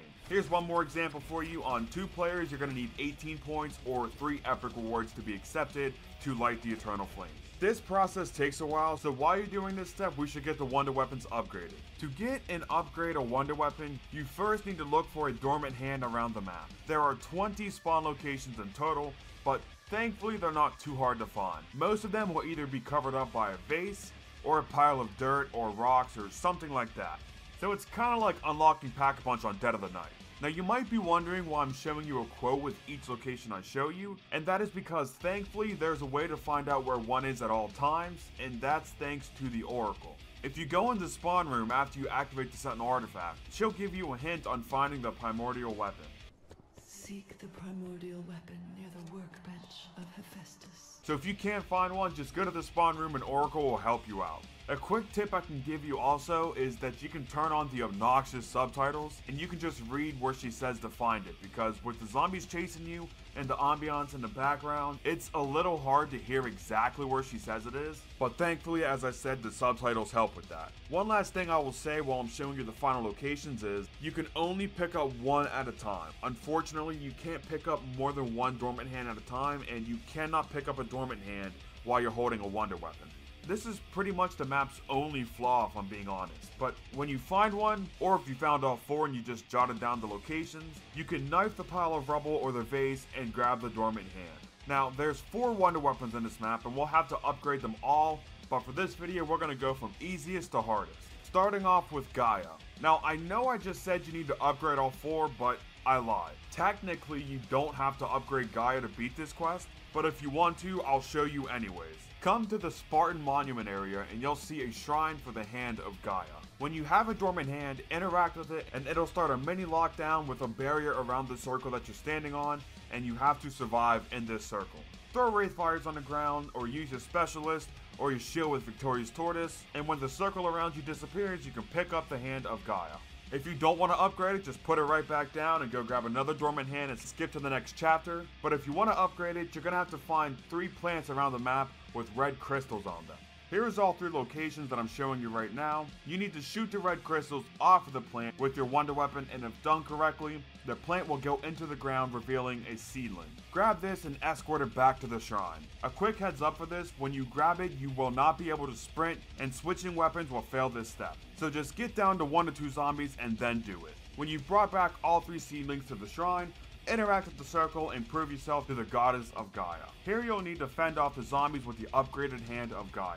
During these lockdowns for all 4 wonder weapons, you have infinite ammo for all of them, so don't worry about conserving ammo or nothing like that. Just kill all the zombies with your hand, spam single shots at them, spam charge shots at them, just kill them all, and when you do, that same circle will reappear taking you back to the map, and with that you'll have the upgraded hand of Gaia. Before you do the next hand, make sure you put back the hand before you grab another dormant one. For Hemera, you'll need to come to the shrine in the Monument of Craterus area and interact with the shrine. Same thing as before, defend yourself against the zombies. When the circle around you disappears, pick up the hand of Hemera. To upgrade it, there was 3 mirrors around the map that you have to get the sunbeams off of.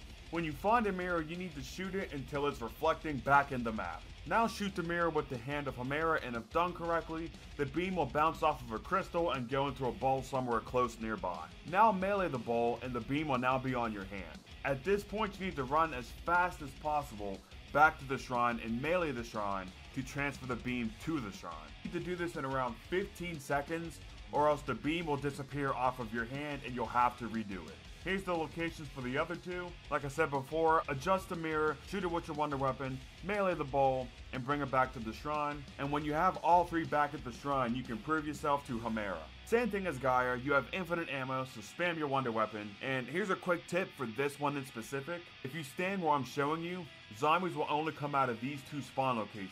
So you can just spam your beam at these 2 spots, and eventually you'll be teleported back to the map and you'll have the upgraded hand of Hemera. Before you start the next hand, make sure you put back the hand of Hemera to grab another dormant one. The last 2 can only be done in the underworld, starting off with Charon. The Charon shrine is in the Python Pass area. Do the lockdown and grab the hand and come to the River of Sorrow in front of the Odin perk. You need to kill zombies in this river and it'll start to turn red.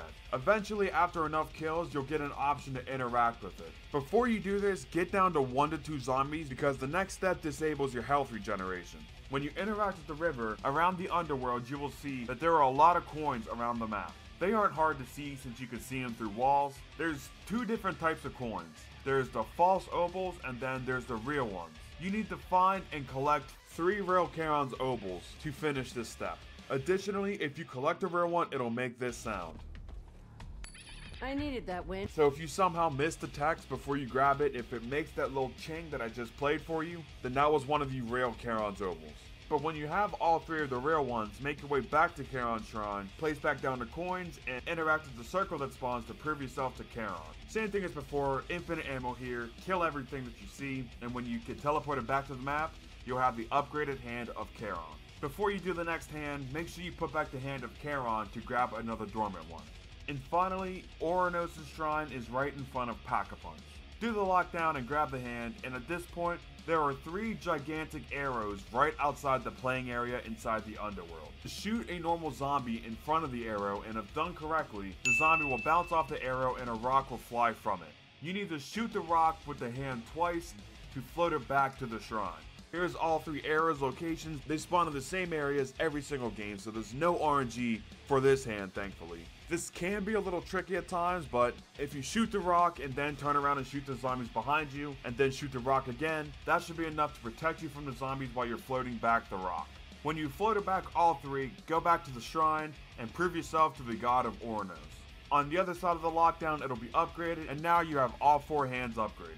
The first one we will need for this Easter egg will be Charon, so feel free to grab that now. Now we need to get the Eternal Flame. When the table is blue, knife the table with your shield out to get the flame on your shield. Now go to these locations that I'm showing you right now and melee the oil spots to finish this step. A quick tip to remember, when the flame is on your shield, it'll deplete your shield health. So make sure you have a full shield or buy one in the middle of the step to make sure that you don't lose the flame.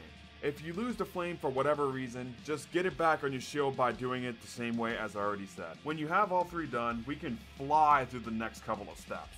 Now it's time for the look the dead in the eye step. So at this point, you're going to need the upgraded Hand of Charon, and make your way to the Spartan Monument area next to Zeus, and there will be a bunch of statues.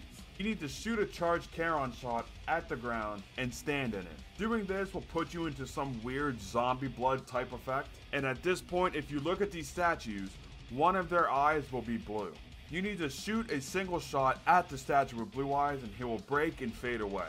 Now you need to find another statue right here with blue eyes. All the statues are right here, so don't worry about like running away for different locations. They are right here, but they are both in front and behind you. So if you don't see one with blue eyes in the row of statues that you're looking at, look behind you and you should see one. When the charge shot goes away, just shoot down another one, and when you have shot 4 statues with blue eyes, you'll get some screen shaking and the Easter egg step list on the HUD will go to aligning the citizens.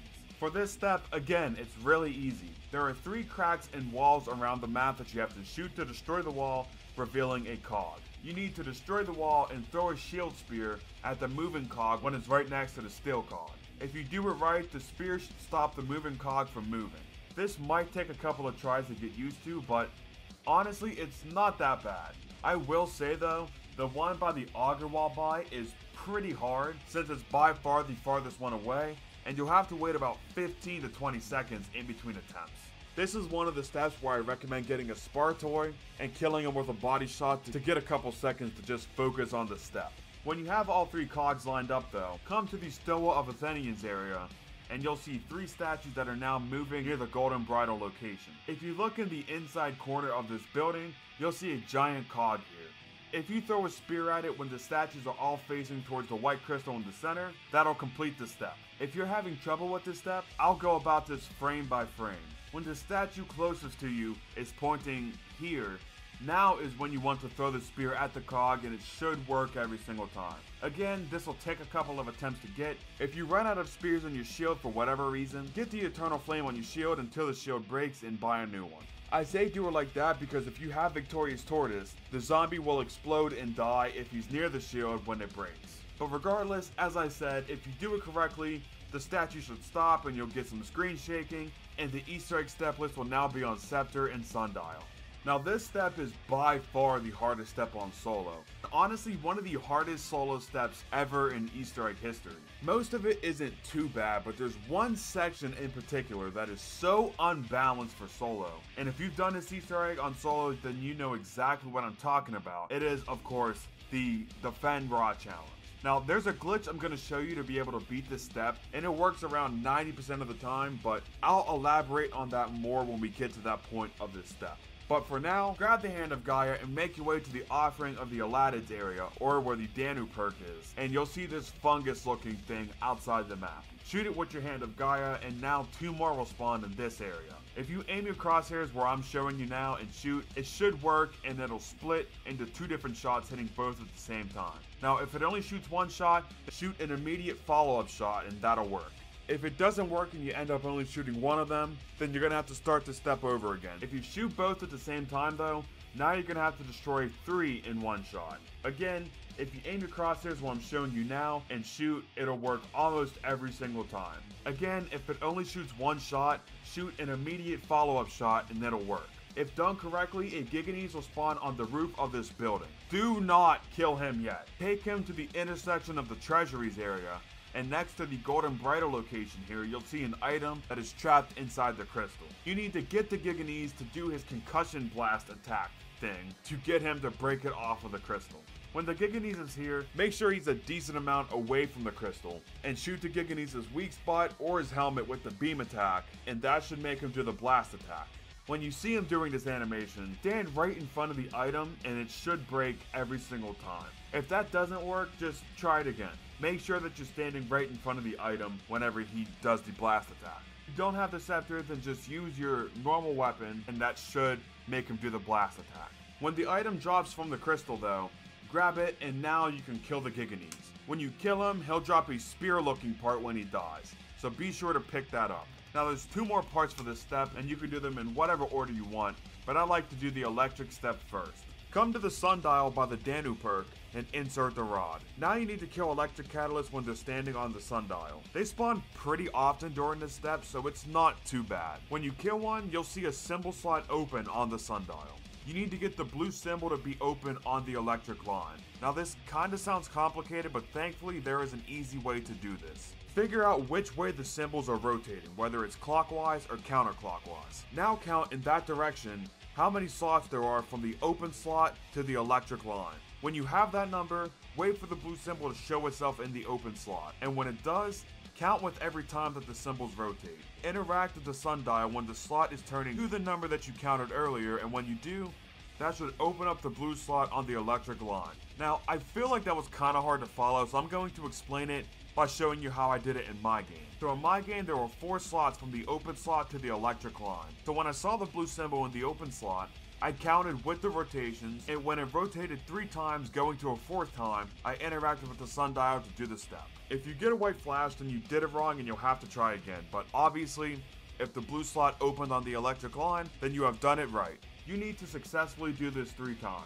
Now, the cycle does get faster every time you complete one, to the point where the 3rd one, you need to pay 100% attention to. So if you want to, feel free to place down a Pegasus strike for the 3rd symbol. When all 3 are put in, the rod will go down in the sundial, and this part of the step is complete.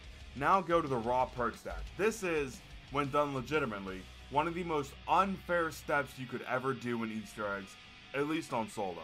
Remember that part you picked up from the crystal? You gotta place that in Ra's right hand. At this point, he'll raise his left hand, and now you need to give him the hand of Homera. When you do this, you'll need to survive for 1 minute in this area while skeletons are trying to block the beam to fail the step. On top of this, a Blightfather will spawn, and having to deal with all of that on solo for a whole minute is just completely unfair. So let's cheese it. Of course, you could always do it legitimately, but this step is so hard on solo that even I recommend just doing the following. Give Ra the Homera hand and let it fail. As soon as you give him the hand, do not kill anything, any type of zombies, but especially not the Spartoid. You need to keep all of them alive, even when they're trying to block the sunbeam. Let them do it and keep them alive. After the step fails, without killing anything still, walk all the zombies all the way up to the Homera shrine, pick it back up, and still without killing anything, give Homera back to Ra. As soon as you give him back to Ra, hurry up and get to the shield area in the marketplace, and if done correctly, all the Spartoid and all the enemies should still be chasing you. So now all you have to do is keep training the enemies away from Ra for 1 minute. I would suggest going to the amphitheater, as that's the farthest place in the overworld you can take the zombies, and plus it's a pretty open area, so there's a pretty low chance of downing. And after 1 minute, the hand will go back to the shrine, and if you go back to Ra, you'll see that he opened a hole in the wall where the sunbeam was shining. And there is the scepter. Pick it up and give it back to Ra, and with that, you are finally done with the scepter and sundial step. Now we will move on to a fantastic step after that not so fun one. Now it's time for hit your marks. Grab your favorite hand and make your way to the amphitheater. I say you can use any hand, but I'd recommend using Homera or Oranos, as they're the easiest ones to complete this step with. When you're here, pull out your hand and step on the colored circle and you'll get a white flash. Now you have to go to the circle with the same color as your hand, and then zombies will either spawn on the ground or in the stands.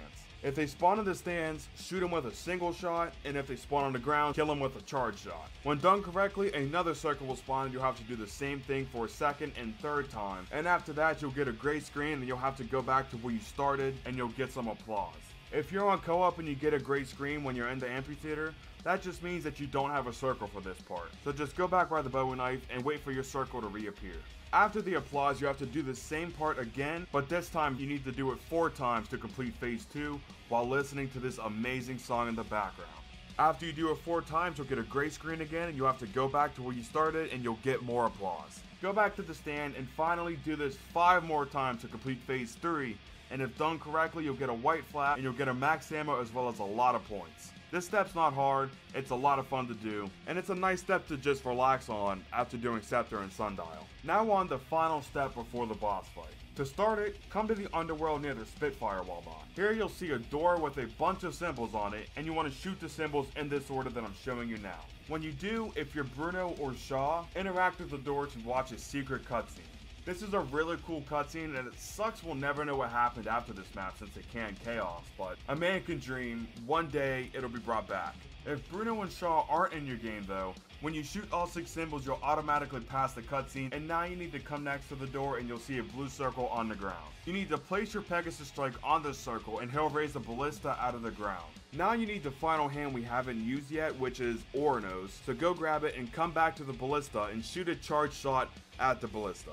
If done correctly, you'll see the ballista start to move into position, and when it cocks back the arrow, you're done adjusting it. Now finally, go grab a new shield, get the Eternal Flame on it, and while keeping your shield out, run past the Danu perk and the Maddox wallby to this teleporter that I'm showing you now. This will teleport you right next to the acid trap in the underworld. Now all you gotta do is turn on the acid trap and run through it to turn the Eternal Flame green. Once you do that, you can finally go back to the ballista and melee the arrow, and if done correctly, the ballista will fire and shoot the statue of a woman above Pack-a-Punch. At this point, we are ready for the boss fight, so get your desired hand, or if you really don't care which one you get either the Hand of Charon or the Hand of Oronos, as they are the best for this boss fight. Get a fully packed Spitfire or Daemon if you want, get all of your perks, get a new shield, and get the Homunculus. It's important that you get the Homunculus, as the game will take away your Pegasus Strike for the boss fight. But when you have all that, come behind Pack-a-Punch and interact with this egg-looking thing. To be honest, I don't really know what it is, and you will get a cutscene and you will be in the boss fight. When the boss fight begins, Pegasus will fly under the clouds. At this point, a Giganese will spawn on your island. You have to kill the Giganese for the Pegasus to reappear. On co-op, you do have to visit all 3 islands and kill a Giganese on each of them for Pegasus to reappear, but on solo, there's only one that spawns before Pegasus reappears. For future reference for this boss fight, I will refer to the islands as the following. This is Spawn Island, this is the second island, and this is the third island. When Pegasus reappears, shoot him with your Spitfire or single shots of your hand. This will take a couple of tries to do, but after you deal enough damage to him, Pegasus will collapse and turn this weird orange color. At this point, you need to go to him and spam your specialist at him. If you're doing the scepter glitch, you should only need to do this once before the third island disappears. But if you're not using the scepter, or even if you're not fast enough with the glitch, it'll take at least a second try. After around 10 seconds, Pegasus will start to get back up, dealing damage to everyone that's on the same island as him. So when he does this, get off the island as soon as possible. So after Pegasus gets back up, a max ammo and a carpenter will spawn on the other 2 islands, so be sure to pick them up, unless one is on the third island and it's currently being blown up. It's worth noting at this point that even though it's not common in this portion of the fight, Perseus, at the top of the mountain in the center of the boss fight arena, will throw fire in the playing area. This is actually a good thing, because if you stand in the fire, your specialist will recharge insanely fast. Keep focusing fire on Pegasus, and when he collapses again, go spam your specialist at him, and keep doing this until the third island gets blown up. At this point, if you're on the third island, get off of it now, because in around 10 seconds, it will instantly kill you. Even with like talking about regeneration, or dying wish, or revives, it'll just insta-down you and you will die. When there's only 2 islands left, you need to do this to Pegasus again. Shoot him until he collapses, then go and spam your specialist at him, and after enough damage, Perseus will lower his shield and will start saying some dialogue about Pegasus being a quote worthless horse. When you hear this is your cue to get off the second island and go back to the island you spawned in on, as that island will shortly be engulfed in flames. Now we're on part 2 of this fight, which is Perseus himself. He has 2 attacks, one where he shoots fire spots at you, which again you can use this to recharge your specialist insanely fast, and a second attack where he slowly draws his sword and then aims it at the island. This means that he's about to teleport to the island, so at this point, spam him with your glove or with your Spitfire, and if you don't deal enough damage in the short time he's here, he'll do an attack that does a lot of damage if it lands on you, and teleport back to the mountain in the center of the boss fight arena. So now you gotta wait until he comes back again and you can damage him again, and eventually he'll have the same orange texture as Pegasus did. Again, this is your cue to spam your specialist at him and deal as much damage as you possibly can. You can technically one-phase this part, but it's highly unlikely, so we'll teleport back to the mountain. Again, stand in fire to charge your specialist if you ever need to, while you're waiting for him to re-teleport back to the island. And of course you can throw Homunculus while you're waiting for him to have full focus on him.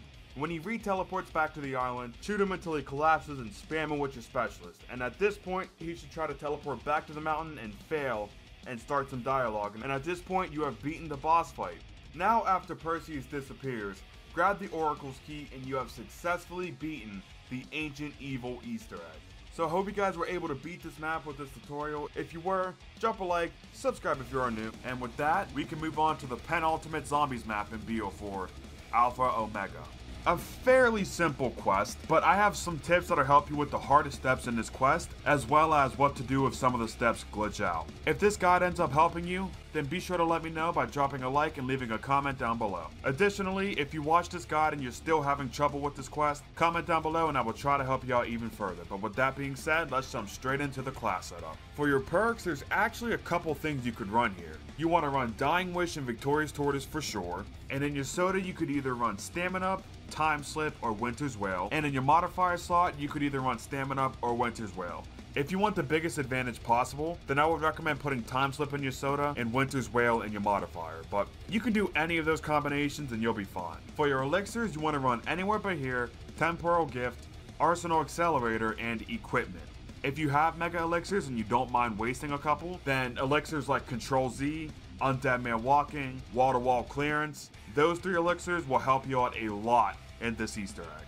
For your equipment, you want the Wraith Fires, for your starting weapon, you want the Strife, and for your specialist, you want the Path of Sorrows. To beat this quest, you should get the Ray Gun Mark II, or if you want, you could get one of the Elemental Ray Guns, although that's not necessary at all. The free Ray Gun Mark II will be more than enough to carry through this Easter egg. However, once again, if you want the biggest advantage possible, then I would recommend building like the Brain Rot Ray Gun or something like that, which I will cover in this video, by the way.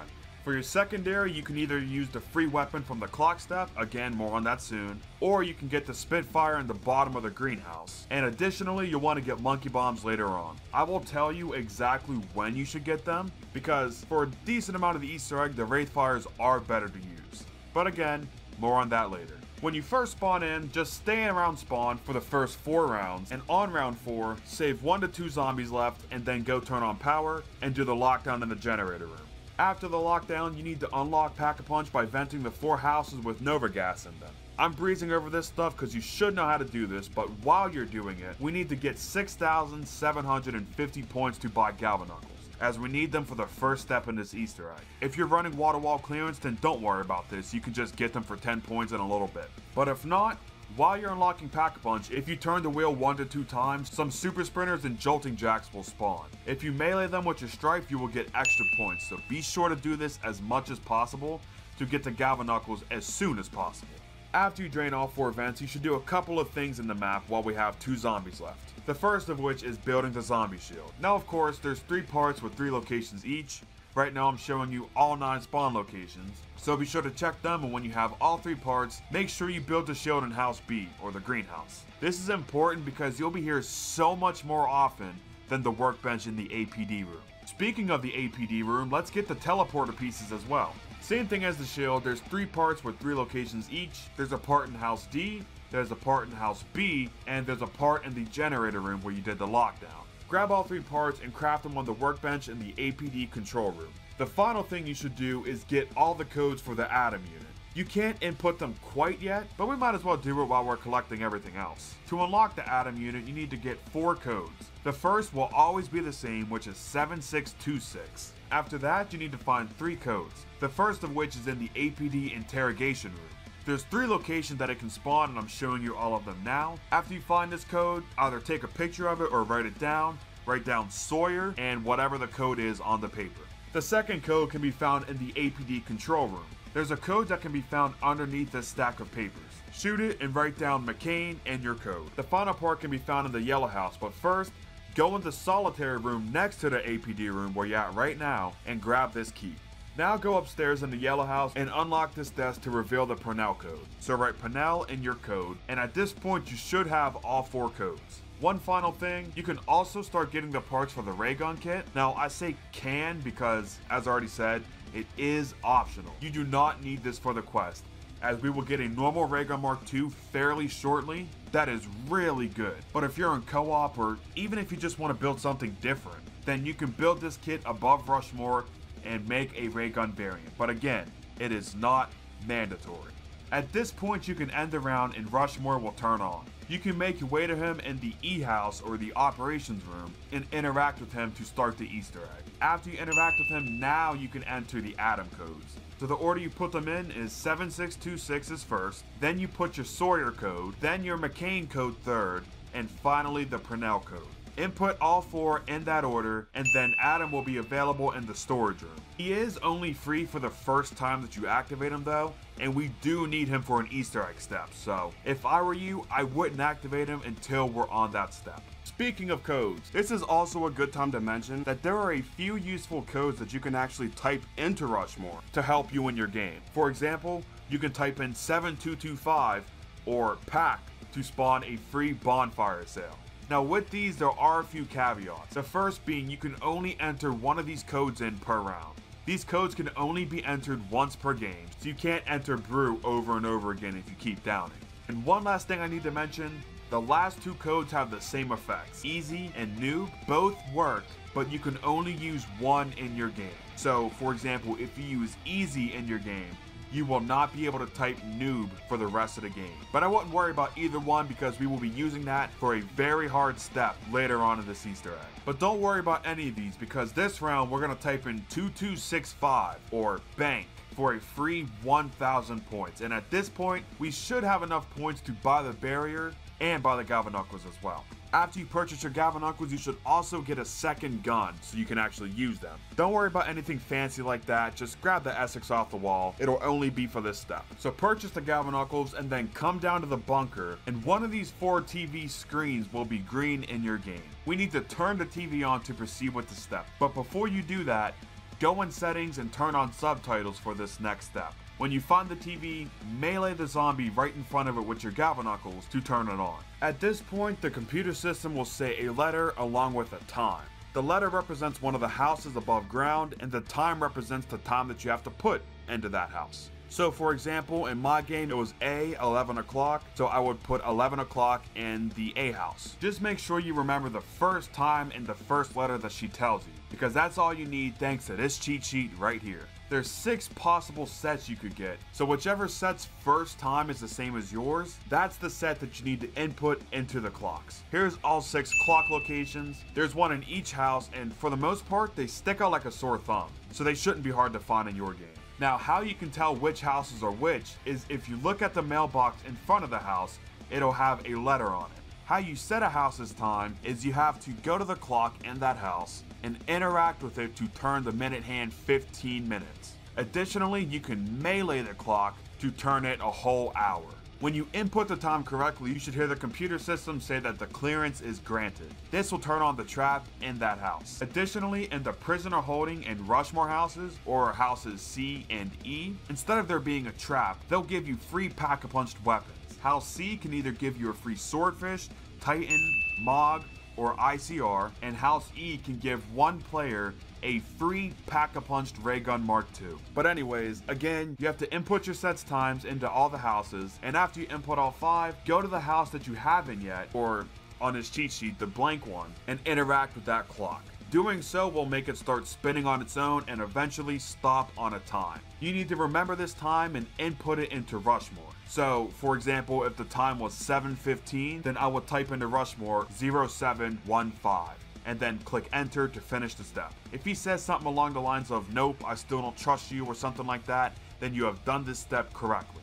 After Rushmore stops talking, you need to speak to him again to start the next step. And just a heads up, if you ever need to know how far along you are with this quest, there are 5 light bulbs above Rushmore. These indicate all 5 core values that you have to pass. But for the first core value, you need to find a red Nova Crawler and escort him to the transfusion facility, or House D. He always spawns in the bunker, but he has no true set spawn points. His most common spawn locations are in the generator room, in the storage room, in the diner, in the lounge, or in the bedroom. Check those locations and you should be able to find him. At this point, you want to escort him to the D house. While you're doing this, make sure that you do not shoot him, because if you do, he will die and you'll have to go to the next round to try this step again. So when you find him, take him to the solitary room, and that exit will lead you right to House D. A lot of people have trouble with this step, but honestly, it's not that hard. To make sure that you don't kill the Nova Crawler, just hip fire at the zombies' heads with your Pack-a-Punch Ray Gun Mark II. And you shouldn't be able to shoot the red Nova Crawler this way. Even when he stands up to shoot you, he still should be short enough to where you don't shoot him. Just to be sure you don't kill him though, try to avoid shooting on the steps in the solitary room unless you absolutely have to, because this part is a little dodgy with the hip firing. But once you're at House D, let him climb up in the barrier to finish this step. Now there's a very small chance that he'll glitch out once he climbs in the barrier and he won't finish the step. So if that happens, unfortunately you will have to kill him and redo it on the next round. But if that didn't happen and he climbed all the way up the stairs and Rushmore said well done, you can go back to Rushmore and interact with him to start the second core value. At this point, if you want to get the Elemental Ray Gun Mark IIs, I suggest you doing so now. Due to my YouTube community page forcing me to, I am including how to build and upgrade all 4 Elemental Mark IIs in this video. If you don't want to upgrade them and you feel safe with just the normal Ray Gun Mark II, or if you already know how to build them, skip to the timestamp on the screen right now to proceed with the Easter egg. But for now, let's work on getting the Elemental Mark IIs. To do this, first you need the frames, and to get them, there is 4 TVs around the map that I'm showing you right now. One of them will be on in your game. Interact with it to turn it into a soul box. After I think it's 7 kills, there will be a number on the screen. Write down that number, then go check the other 3 TVs that were not on. When you find the second one that's on, again, interact with it to start the soul box and charge it all the way to get the number on the screen. Do this for the last 2, and when you have all 4 numbers, input the code into Rushmore and the order that you got the numbers in. And if done right, he'll reveal the Ray Gun Mark II frames to you. Before we begin, let me just say that all of these elemental ray guns can be pack-a-punched, and also they get a lot better when they're pack-a-punched. Let's start off now with the shotgun one. First, get firebomb on your gun. Then check these cabinet locations that I'm showing you right now.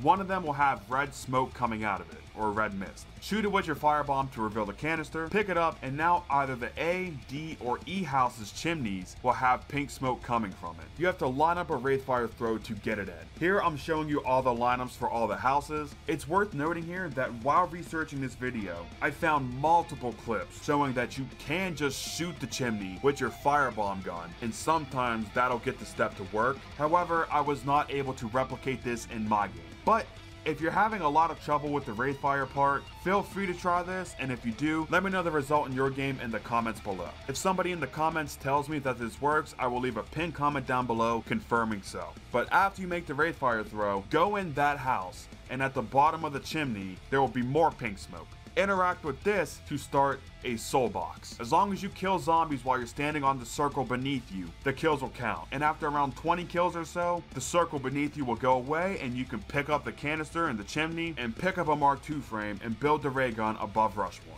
The next we'll cover is the dual wield ray gun. So first, get cryo freeze on your gun, and now check these 3 filing cabinets that I'm showing you right now. One of them will have a blue mist coming out of it. Shoot it and collect the canister and now go underground. At this point, there will be some zombies walking around with blue goop on them. That's what I'm gonna call it from now on. You need to shoot these zombies to stop them and then knife them to kill them. If done correctly, that zombie will drop some blue goo. You need to collect 3 pieces of goo from 3 different zombies, and after you have all 3, go to the APD control room and place the canister in this ether canister to start the soul box. Fill up the canister, and when the circle beneath you disappears, pick back up the canister, grab a Mark II frame, and build the ray gun above Rushmore. This one is dual wield when you pack-a-punch it. The third is the infinite ammo ray gun. So to start, get kilowatt on your gun and head to the generator room and check these 3 locations to find a yellow spark. When you find it, shoot it with your kilowatt gun and grab the canister. You now need to shoot 5 telephone poles to finish this step. There's a telephone pole behind the greenhouse, there's one in front of the greenhouse, there's one in front of the yellow house, there's one behind the transfusion facility, and there's one near Brew. Shoot it with your kilowatt gun until the electricity forms on top of the telephone pole. Do this for all 5 poles, and eventually the electric current will all go to the generator in front of the yellow house. Now place the fuse in the generator and charge it up with kills until the circle beneath you disappears. When it does, you can pick back up the fuse from the generator, grab a Mark II frame, and build the ray gun Mark II above Rushmore. The final one, which is my personal favorite, is the explosion one. So get brain rot on your gun, and now one of these 3 dirt piles that I'm showing you right now will have a green mist in your game. You need to get Brain Rot to activate on a zombie when he's right next to the dig spot. If done right, he will dig it up. At this point, you can grab it, and now you need to find a yellow orb around the map. It always spawns at one of the teleporter locations, so take a look around for it. Right now, I'm showing you all the locations. If you find it, before you do anything, make sure that you have both teleporter pieces in your inventory. So make sure that you don't have either teleporter placed down, as we do need both for this step. When you do find it though, place down a teleporter beneath the orb and then shoot the orb. If done right, he will go through the teleporter, and now you have to find him again. When you do, place the second teleporter beneath him, shoot the orb, and then this time follow him through the teleporter. If done right, you can now go to the storage room and start the canister soul box. After the circle disappears, pick up the canister, grab a Mark II frame, and build the Ray Gun Mark II above Rushmore. Alright, welcome back people with your normal Ray Gun Mark IIs. We are on the second core value now. To start it, interact with Rushmore, and then go into storage room and activate Adam. Now go to the bunker entrance that will lead to the diner, or the bunker entrance in the backyard of the greenhouse, and melee this door to talk to Marlton from the Victus crew. Eventually, the Adam unit will catch up to you and will start talking to scare Marlton into giving you the ether canister. Pick it up and then place it here in the transfusion facility. Now go back to Rushmore and talk to him to start step 3. For the third core value, you will need the teleporters. So make sure that you pick up both teleporters if you placed any down, and place one in these spots. Place one next to Brew, and then place one next to the power switch, as that will make this next step 10 times easier. Now go to the power room and you'll see this server.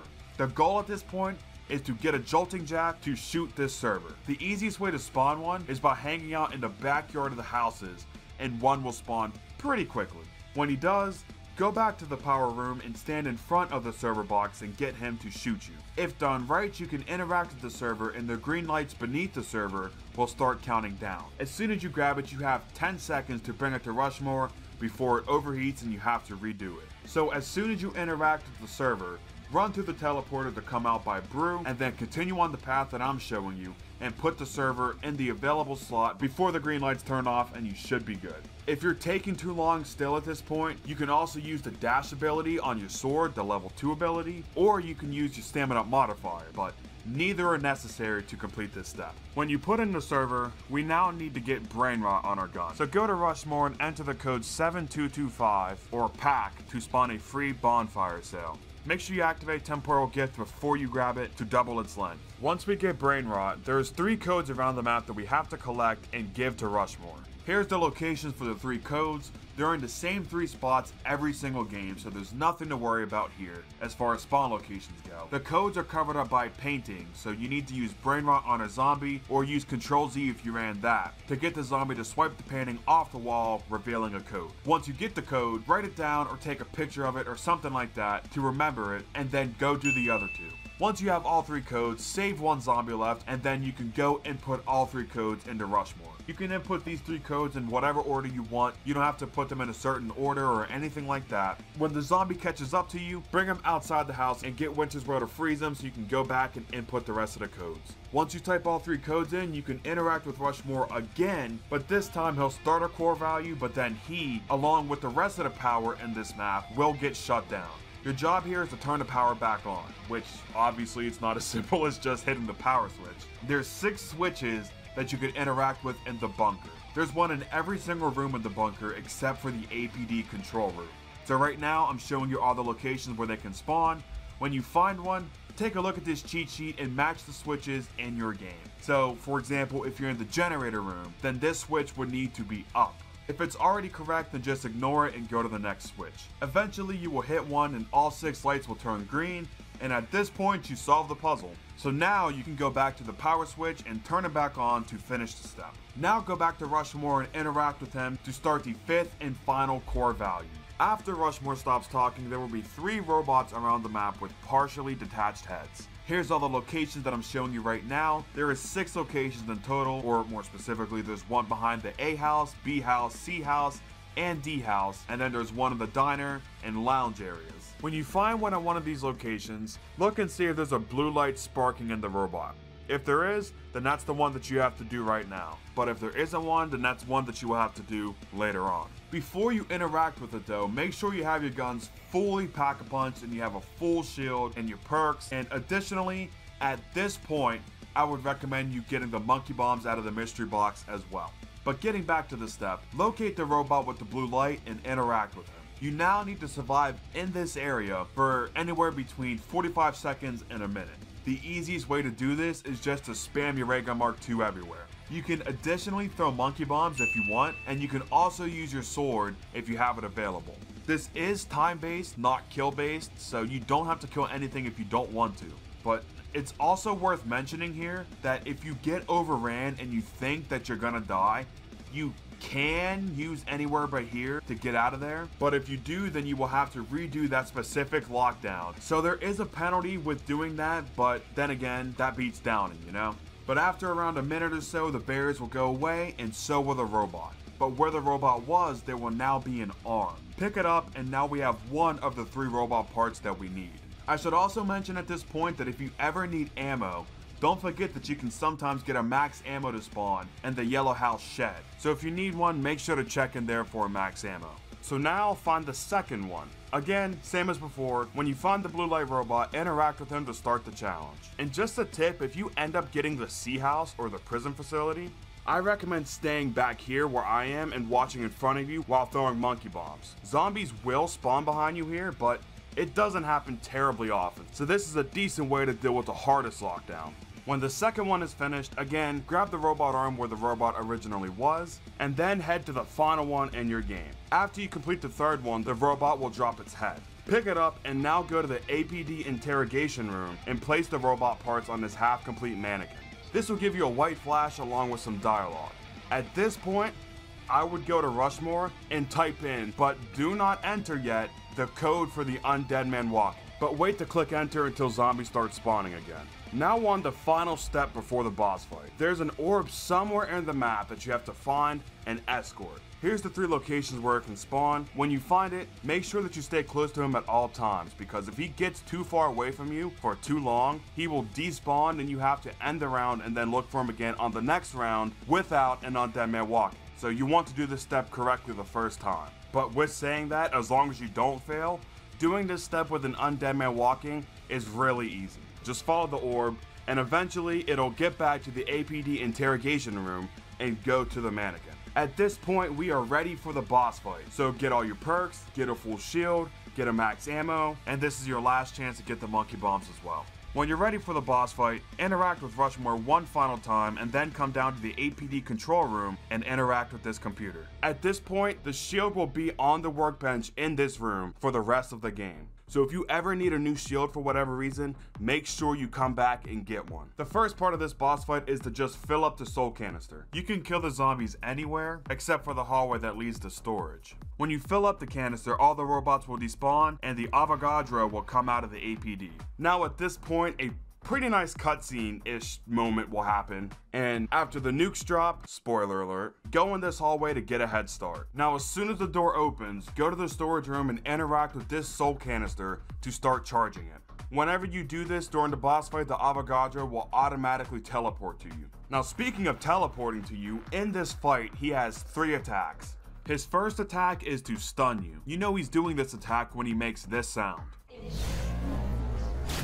He mostly does this attack when he's teleporting to you after you start charging a soul canister. If he actually hits you with this, then he will disable your weapons for about 5 seconds. His second attack is just shooting at you, which is his most common attack, and this attack does 100 damage to you. Now is probably a good time to mention that if he traps you in a corner or something, you can always shoot the Avogadro, and as long as he's not in the middle of an attack, you can actually stun him for a couple seconds. And finally, the third attack he can do is a charge up attack, which is easily his hardest hitting attack. When you hear this sound,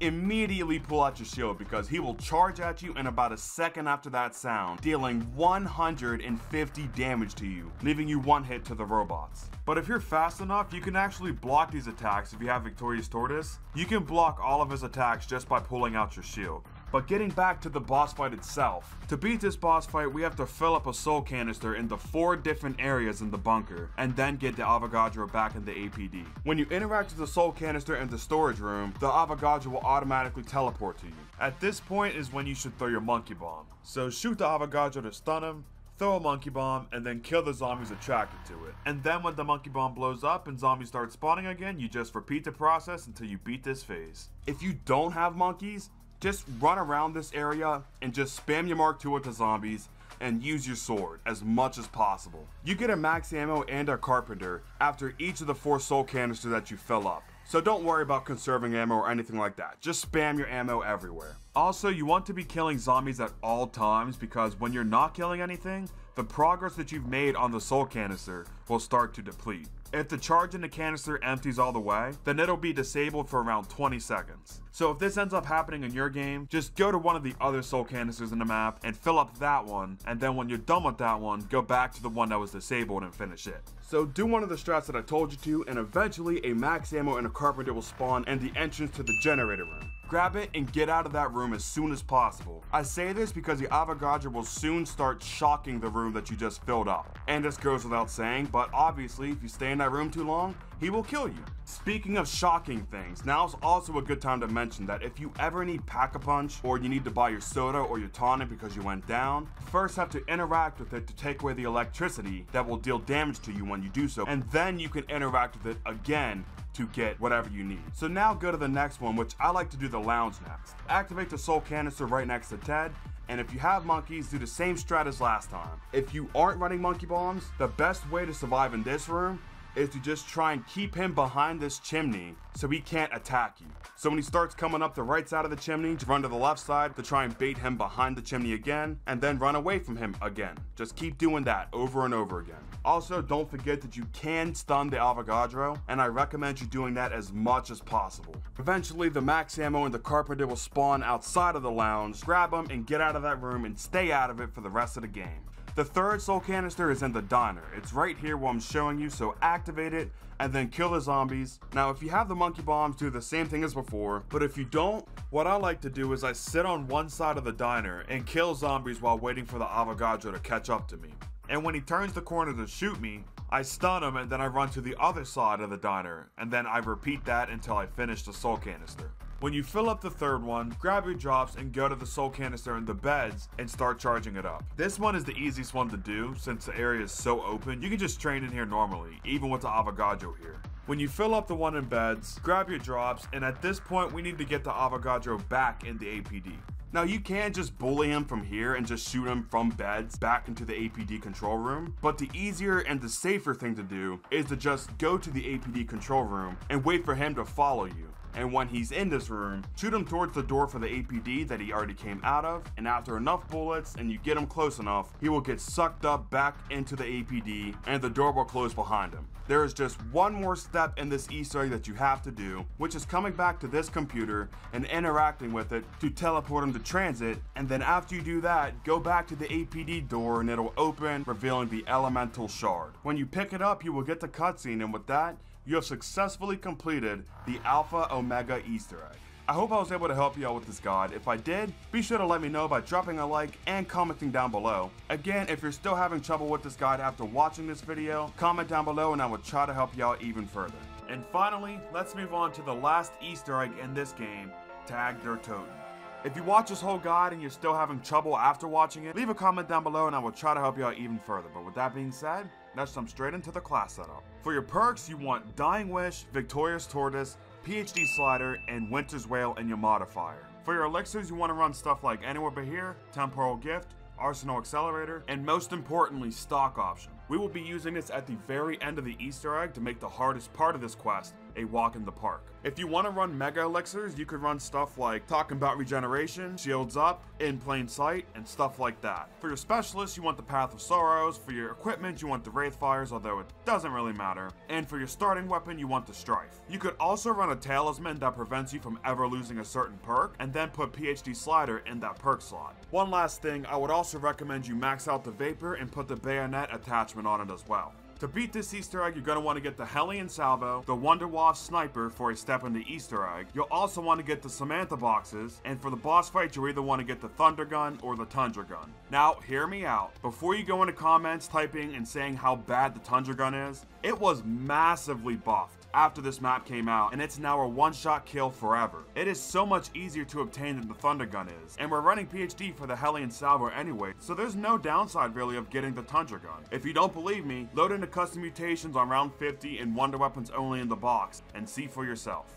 I will tell you when to get the Thunder Gun or the Tundra Gun though, as for some reason in this map you can only have one wonder weapon at a time. To start this Easter egg, we'll need to complete 2 of the Hermit's challenge totems around the map. Doing that will take a while, so I'll explain exactly how I start my games of Tag or Totem. So when I spawn in, I turn on the power switch in the spawn room, and at the end of the round I like to go to the Lighthouse Annex area and stay here for the next 3 rounds. Make sure you're killing the fire zombies with the snowballs that you can find around the map, and pick up the dynamite part that it drops. Also, if you get a double points, make sure you activate Temporal Gift. At the end of round 4, save 1 zombie and go up 1 level in the lighthouse and interact with George Romero's glasses to get a free 500 points. Now we need to grab a few things, the first of which is going to be the blue rock. Here's all 3 locations for it. When you find it, now look for the icicle. Again, there is 3 locations for this. This is needed for the free Wonder Waff, which we do need for an Easter egg step about halfway in. After that, I would also recommend that you build the zombie shield now as well. Same as always, obviously there's 3 parts with 3 spawn locations each, but they're not that hard to find. When you have all 3 parts for the zombie shield, make your way to the lighthouse station area and craft the shield in here.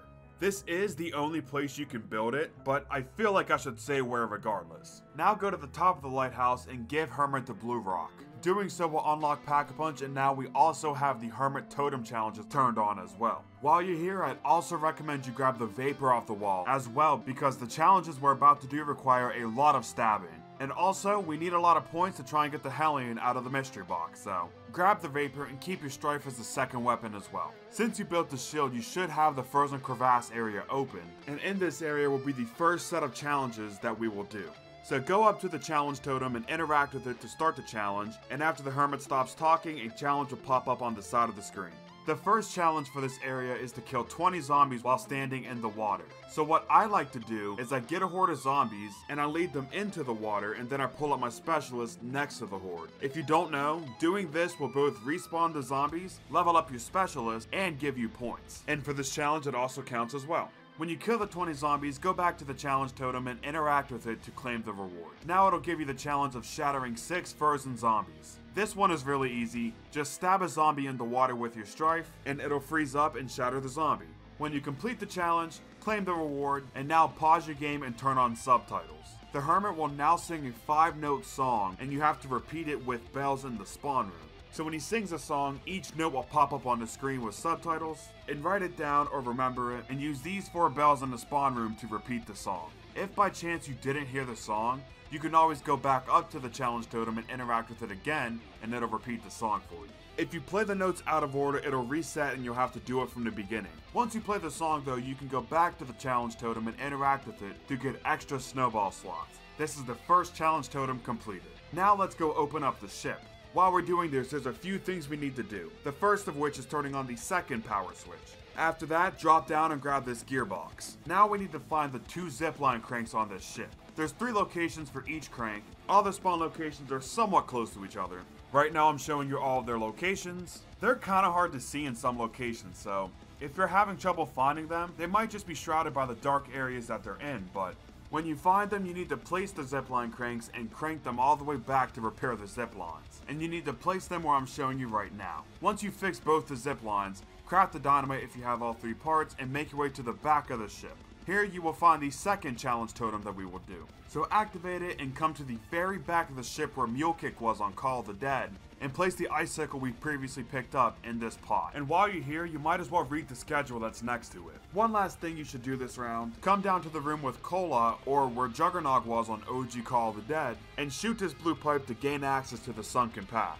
Now, something that's very important, never interact with the red orb in this room unless I tell you to. Because if you do so, at least for the first third of this Easter egg, you will instantly die, so don't do that. What you should do though, is go to the very back of the sunken path that we just unlocked and place the dynamite on this barricade to blow it up. Once you use the dynamite, napalm zombies will start spawning in the map again. So again, make sure you kill them with your snowballs and collect the parts that they drop, as we do need dynamite for the Easter egg. Now let's complete our second totem. To start, you need to kill 25 zombies without moving. So same thing as before, I like to get a horde of zombies and activate my sword in the horde to both get progress towards the challenge, but also level up my specialist, get more points, and respawn the zombies. If this is too risky for you though, you could always do it normally.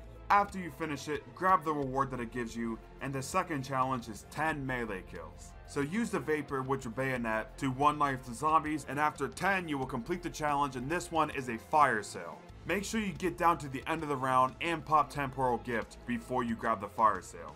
I say this because you want to try and get the Hellion out of the mystery box as early as possible. And obviously hitting the box when it's 10 points apiece is a pretty smart thing to do. If you get it at this point, great, but if not, don't worry, you still have a lot more time to do so.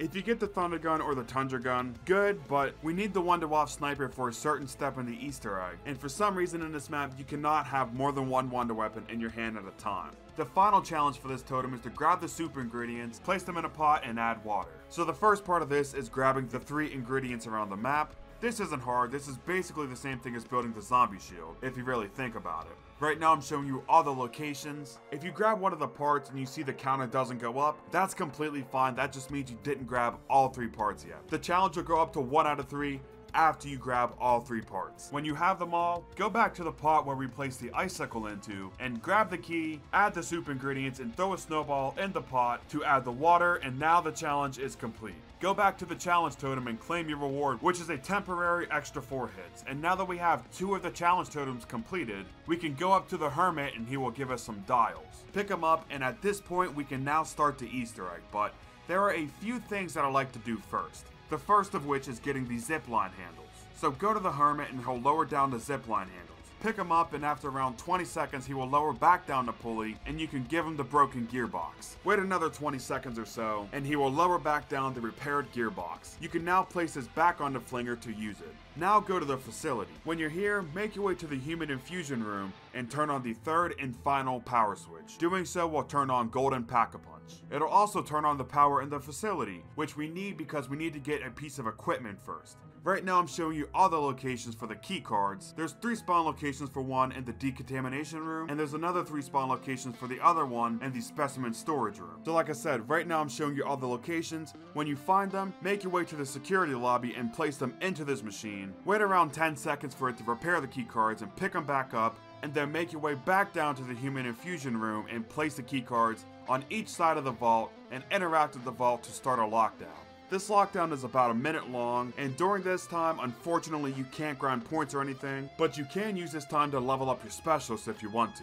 Once the vault opens, Nikolai will start talking, and after he's done, you can go to the vault to pick up the Samantha boxes. Now I would take whatever zombies are left in the map up to the specimen storage room and interact with this safe on the shelf to reveal the Vrodevice, which is a soul box. Kill 10 zombies in this room, and after you do, the Vrodevice will turn green, and when it's green, pick it up, and all we have to do is go to Hermit, and he will lower down the pulley, and you can place the Vrodevice on it. And after around 10 seconds, he'll lower down a key that you can pick up and use to unlock this crate containing the Wonder Sniper. Once you have it, we can now start this Easter egg. So to start, save 1 zombie at the end of the round, and then go to the room with cola in it, and place the dials in the 4 dial slots. So place them down and then turn the dial, and eventually you will hear a ding, and this means that that's the number that you need. When you hear the ding, do the same for the other 3 dials. There is a way to do this legitimately, but you don't have to spend 5 minutes looking for numbers around the map. Instead, you can just brute force it, which will only take about 20 to 30 seconds. Once you get all 4 dials on the number that dings, the Apothecon Blood will start talking. At this point, you should turn on subtitles again. At the end of the Apothecon Blood's dialogue, he will tell you to find offerings of 3, and then he will tell you to look where something. It could be anything like where lightning aims, where lines birth, where feet slip, and so on. Pay attention to that phrase in specific. Right now I'm showing you all the locations and which clue correlates with it. When you find the offering, pick it up, and now the Apothecary Blood will tell you another clue so you can find the next one. There is one spawn location that is locked behind a barricade you have to blow up with your dynamite, which that clue is where mountains throw. If you get that one, just use your dynamite and you'll have to get another set of dynamite for the next step. But with saying that, there's a 1 in 20 chance that you will get this spawn location, so if you get it, chances are you're pretty unlucky. Now, this step is pretty annoying since there's 20 different spawn locations for the offerings, but honestly, it's not too bad. Just save a zombie at the end of the round and look for them, and it shouldn't be that hard. After you grab the second one, the Apothecary Blood will tell you one final clue for where you can find the final offering. Again, look for the offering where I'm showing with the same clue, and when you have all 3 offerings, the Apothecary Blood will start talking about the Seal of Duality. Eventually, he will tell you to find the Seal of Duality where something yet again. Now, thankfully, for this part, there is only 4 spawn locations, there is not 20, but same thing as last time, whatever your clue was, go to where I'm showing, and when you find it, knife the painting off the wall and place the dynamite on the safe to blow it open, revealing the Seal of Duality. Pick it up, and at this point, I'd recommend getting the dynamite parts one more time to stop the fire zombies from spawning, but don't open up any other barricades with the dynamite, as they will make extra zombie spawns, which in turn will make the boss fight harder. But when you pick it up, go to the artifact storage room and place the Seal of Duality on this barrel. Doing so will cause the orb to start moving around this room. During this step, there will be infinite zombies, so be careful with these zombies, don't get overrun or anything, but just shoot the orb when you get the chance to, and after you deal enough damage, you will get a white flash. At this point, infinite zombies will stop, and now we need to find 3 smaller red orbs around the map. Now, these red orbs don't have any set spawn locations or anything, but they do spawn in certain areas. One orb can spawn in or anywhere around the spawn room, the second orb can spawn anywhere from the Lighthouse Cove to the Lighthouse Station, and the final orb can spawn pretty much anywhere in the facility. On the screen right now is all the locations where each orb can spawn. When you find an orb, don't get too close to it because if you do, it'll fly away and you'll have to find it again. What you want to do is throw a snowball at it from a distance, and if you hit it, the orb will turn blue. Now shoot the blue orb to send it back to the artifact storage room. Do this for all 3 red orbs, and when you do, go back to the artifact storage room and you'll see the orbs above the Apothecary Blood. Throw a snowball at them to turn them blue, and shoot them again to send them into the Seal of Duality, and once you've done that for all 3, pick up the Seal of Duality, follow where I'm going in the sunken path, and place the Seal of Duality on this campfire and throw a Samantha box next to it to start some dialogue between Primus and Ultimus. When you get a white flash, no zombies will spawn in your game. This is so you can listen to the dialogue. Now's also a good time to mention that if you want an extra revive or carpenter or anything like that, here's all the rewards that you can get from the remaining challenge totems. So be sure to do them if you need any of these rewards. When the dialogue is over, zombies will start spawning again, and at this point you can pick back up the Seal of Duality and make your way up to the Hermit. After around 30 seconds or so, he will lower down some soapstones. Grab them and make your way to one of the locations where you can activate the lighthouse trap. I like to do it in the boathouse, but you can do it anywhere where you can activate this trap. Once here, you will see an outline on the ground for the soapstones. Place them on the ground and then turn on the lighthouse trap to heat them up. At this point, I suggest getting to the end of the round and saving 1 zombie. Once the trap hits the soapstones, pick them back up and make your way to the decontamination room in the facility. In this doorway, there will be another soapstone outline on the ground. Place them and then turn the trap on. When you turn it on, hurry up and run down to the human infusion room and place one of the soapstones in this machine. You don't actually have to come down here and then place one and then make your way back up and freeze the other one. You can actually duplicate them by doing this. So place one down before the trap turns off, and then when it does turn off, you'll be able to place the other one down. No need to pick them back up or anything. Like I said, we just duplicated the soapstones. But anyways, when you have a hot and a cold soapstone in, grab the fuse in the middle and now go to the door that Ultimus was trapped behind and the original Call of the Dead, and place the fuse in the power box next to it. Nikolai will now say that we need more power to open the door. At this point, we need the Wunderwaffe sniper before we can proceed with this quest. When you have the Wunderwaffe sniper, you want to aim at these electrical towers and shoot the 2 red batteries on them. Once you do, Nikolai will say that the fuse now has partial charge, and at this point you can get rid of the Wunderwaffe. That's literally all we needed it for. But I'd say just keep it until you can get the Thunder or Tundra gun. But anyways, once you shot the red batteries, there's 3 generators that we need to power up. We can do this by killing an electric zombie next to it. It doesn't matter how you kill the electric zombie, all that matters is that you do somewhat close to it. When you charge one, go do the same for the other two, and when you charge all three, Nikolai will say success, and you can go back to the Call of the Dead door and interact with it to open it, revealing the elemental shard. Pick it up and make your way back to the artifact storage room and place the Seal of Duality on the barrel again to make the orb fly around this room. Now it's the same as before, shoot the red orb until you get a white flash, the orb will be faster this time and it'll have more health. So I'd recommend using the Hellion, but if you don't have it yet, just use the Wonder Waff. Remember that this step does spawn infinite zombies, so make sure you're being careful while doing this step. But after you get the white flash, again, you need to hunt down the 3 red orbs around the map. They're in the same areas as last time, so once again, here's all the locations where each orb can spawn. When you find one, throw a snowball at it to turn it blue, and then shoot it to send it back to the artifact storage room. And when you do this for all 3, go back to the Seal of Duality and do the same thing again to send them into the Seal of Duality. Pick it back up, place it on the campfire, and throw a Samantha box next to it to get a white flash along with some dialogue.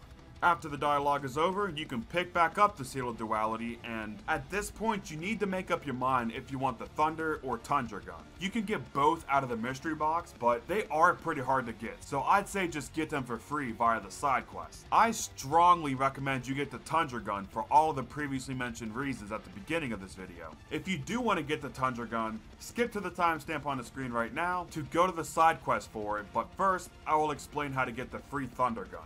To get the free Thunder gun, you have to complete all 5 challenge totems around the map. We already did 2 of them, so you have to do the other 3. And I will quickly go over the final challenges for the remaining totems, as the first challenges for all of them are pretty simple and pretty self-explanatory. The first we'll cover is in the beach area.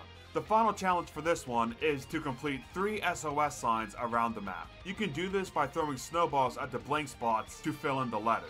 When you complete one, the counter on the challenge will go up. If you think that you completed the SOS sign but the counter didn't go up, chances are there's a sneaky spot at the beginning or the end of a letter that you just missed, so throw snowballs there to finish it. After you complete all 3, you can go claim your reward. The second totem is in the lighthouse station. The final challenge for this totem is to take 3 of the Hermit's pee bottles from the top of the lighthouse and empty them in the beach water. When you grab one, it's important to know that you cannot run, you cannot jump, and you cannot fall off a ledge, or else the pee bottle will break and you will have to go back to the top of the lighthouse to grab another one to retry it. This is by far the worst thing I've ever done in Zombie, well, besides play Call of Duty Vanguard. There's really no way to cheese this as far as I know, besides just pulling out your sword and using its extra speed that it gives you to speed this process up a little bit. Don't use the dash ability though, as again, it'll break the pee bottle and you'll have to go back to the top and redo this. Once you empty all 3 however, claim the challenge and now go to the final totem, which is in the specimen storage room. The final challenge is to beat 3 waves of whack-a-mole. The whack-a-mole station is on the loading platform right next to the totem. To start, freeze the zombie away from it with your Winter's Wail, and then throw a snowball at the target to start it. Puppets will start popping out of the pipes, and you have to throw snowballs at them to send them back down. There's snowballs right at your feet, so if you're low, just grab more. When you beat a phase, the counter will go up, and after you beat all 3 phases, claim your reward, and now that you've completed all 5 totems, go to the Hermit and he'll give you a key, and you can use this key to unlock the crate next to him to unlock the Thunder Gun. Skip to the timestamp on the screen to continue on with the Easter egg, but for now, I will show you how to get the free Tundra Gun. So to get the free Tundra Gun, you need to hit 5 targets around the map in a certain order and a certain time with snowballs. When you hit one, you'll hear this sound. So when you do hear this, you can go to the next one. Make sure you take the exact same route that I do, as it is kind of tricky to do this without stamina, but it's not impossible. I'm speeding up the footage a little bit, but you can always slow down the video speed on YouTube if you want to.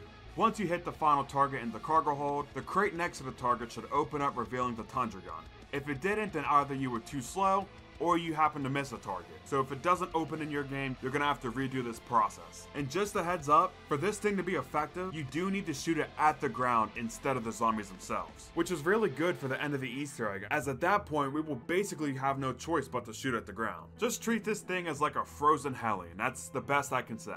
Now, getting back to the main Easter egg, go to the Hermit and give him the Seal of Duality. All players need to interact with the crate at the same time to start this lockdown. Once you do, you can't leave the lighthouse for 2 minutes. I would suggest just camping at the top of the lighthouse and using your level 3 ability on your sword as often as possible. Or, an even easier way to beat this is just pop any weapon here and you will be teleported out of the lighthouse. You still get zombies spawning on you and they don't give points, so maybe use this as a time to fully level up your sword if you haven't yet. We do need a level 3 for the boss fight. But after you get a white flash, go back up to the hermit and he will lower back down the Seal of Duality. Before you pick it back up, make sure that you are fully pack-a-punched and ready for the boss fight. I say this because as soon as you pick back up the Seal of Duality, you will not be able to pack-a-punch anymore. So if you still need to Pack-a-Punch, now is your chance to do so. If you need some points for Pack-a-Punch, I would recommend camping in the second power switch room. And while you're in this room, zombies will only come out of the window in front of you. So you can just use your sword on them or your Hellion or whatever you have and you'll be able to rack up a ton of points very fast. So get your fully Pack-a-Punched Hellion and get your Pack-a-Punched Thunder Gun or Tundra Gun, and when you're fully Pack-a-Punched and ready for the boss fight, grab the Seal of Duality from the Hermit. Now the lighthouse will shine at a Pack-a-Punch location. You need to go to this Pack-a-Punch location and place the Seal of Duality into the machine and it'll turn into a soul box. After around 20 to 25 kills, it'll come back out of the Pack-a-Punch machine and you can pick it up. When you do, another Pack-a-Punch machine will be open. Most of the time, you'll have to do it in the order of the beach first, then the lagoon, then the sunken path, and then the boathouse last. I say most of the time because it is a set order, but if the Pack-a-Punch is moving when you pick up the Seal of Duality from the Hermit, Pack-a-Punch will actually stay at wherever it was originally moving to. But if beach was your first one, then it's safe to say that you can just follow the order that I told you to, and after you turn off all 4 Pack-a-Punch machines, place the Seal of Duality on the barrel in the artifact storage room one final time, and shoot the orb until you get a white flash. Now obviously, this orb has the most amount of health out of the 3 that we've done, and it also moves around the fastest, but if you have the Hellion, it should just go down in like 2 or 3 shots. But when you get the white flash, you don't actually have to go find the red orbs around the map this time. Thankfully, they are already above the Apothecant Blood. So throw your snowballs at them or use your Tundra Gun on them to turn them blue, and then shoot them one final time to send all 3 back into the Seal of Duality. Grab it, place it on the campfire, and throw a Samantha box. This will give you the final piece of dialogue at the campfire site between our crews. After they stop talking, you can pick it up, and at this point, Nikolai will say, "Look at the lighthouse beam." This means that you are ready for the boss fight. So get all of your perks, get a full shield, and make sure that stock option is ready to use. Do not pop it until I tell you to though, just make sure it's ready to use. When you're ready for the boss fight, go to Golden Pack-a-Punch. Now we gotta do the same thing one final time with this Pack-a-Punch machine. And after you charge it enough, the Seal of Duality will fly into the air, and it'll turn Tiger Toten into lethal lava land. We are now in the boss fight. The game will quickly show you that if you stand outside the Seal of Duality's circle, you will lose 10 health every second that you are. So obviously you want to stay inside the circle pretty much at all times. Now with saying that, if you ran talking about regeneration, you can activate it, and as long as you're running when you're outside the circle, you will actually out heal the damage that you're taking. Keep in mind that you will still have to do the boss fight normally though. When the game flings you back to the boat, zombies will start spawning. Just kill them and stay alive. Eventually, the Seal of Duality will stop at the main deck and make this sound.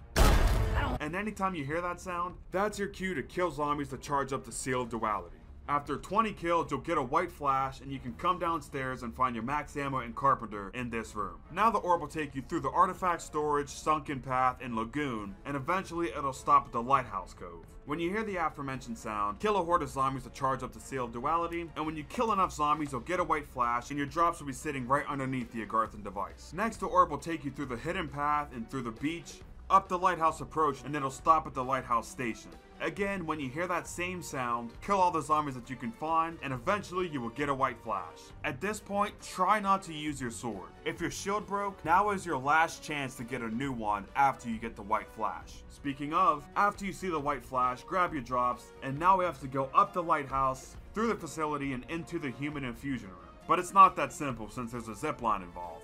When you get to the zipline, use it to go to the facility, and as soon as you get off of it, pull out your sword and activate the level 3 ability to stop the zombies from chasing you. This should give the Agarthan device more than enough time to catch up to you, to stop you from taking damage. When it catches up to you, don't put away your sword, just wait for it to go away on its own so zombies are farther away from you so you can regen your health more. And now just kill zombies until you get past the decontamination room. When you're past it, activate the ice trap on the wall to kill the zombies behind you, and at this point, pull out your Hellion salvo and activate stock option. Now just follow the orb down to the bottom of the human infusion room, and when you hear the guitar solo playing in the background, we are now on the final phase of this boss fight, which is to survive. During this phase, the circle will get smaller and smaller until you can barely fit in it. So first, use your wonder weapon since stock option doesn't work with it, and when you run out of ammo in your wonder weapon, or when the circle gets small enough and you start to get overran, switch to your Hellion and look at the ground and just spam your shots. This should give you more than enough time to survive, and eventually you will get a white flash, and when you do, you'll hear Primus and Ultimus talking one final time. From this point forward, no zombies will spawn in the map, so if you want to, you can use this opportunity to free roam the map. After the characters stop talking, pick up the Agarthan device and give it back to the Hermit one final time, and then go to the sun deck or outside the second power switch, and if you look, the lighthouse beam will start spinning really fast and then open up a portal. After it disappears, you can make your way to the back of the boat near the pot one final time to collect the Agarthan device, giving you the cutscene. After the cutscene, you will see Eddie and Sam holding hands with a white light in front of you, and at this point, all you have to do is walk them forwards to end the Ether storyline. And congratulations, you have successfully beaten the Tagder Toten Easter egg. And with that, I have officially made an updated Easter egg guide for every single zombies map in Black Ops 4. As for what's next, I plan on releasing a mega video with a few key changes to my Black Ops 4 guides, as I found even better shortcuts for maps like Blood of the Dead, Voyage of Despair, 9, and so on. So if you're still struggling with any quest in this game, be on the lookout for my massive Black Ops 4 Easter egg guide compilation video. After that video comes out, I plan on making an updated guide for every BO3 zombies map, the first of which will be Revelations. So again, if you need help with Revelations Easter egg, be on the lookout for that guide. Thank you all so much for watching my Black Ops 4 updated Easter egg guides. You've all helped me grow so much thanks to these guides, and to be honest with y'all for a second, around a year ago I released a video where I completed every single Easter egg in COD Zombies history.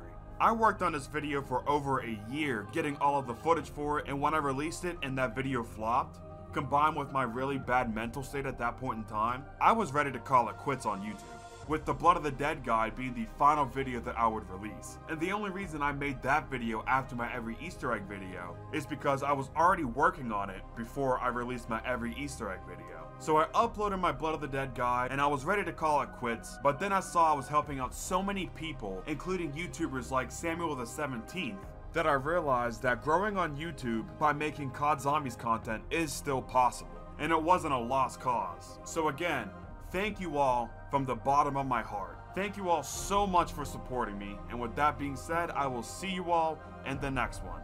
Peace out, everybody.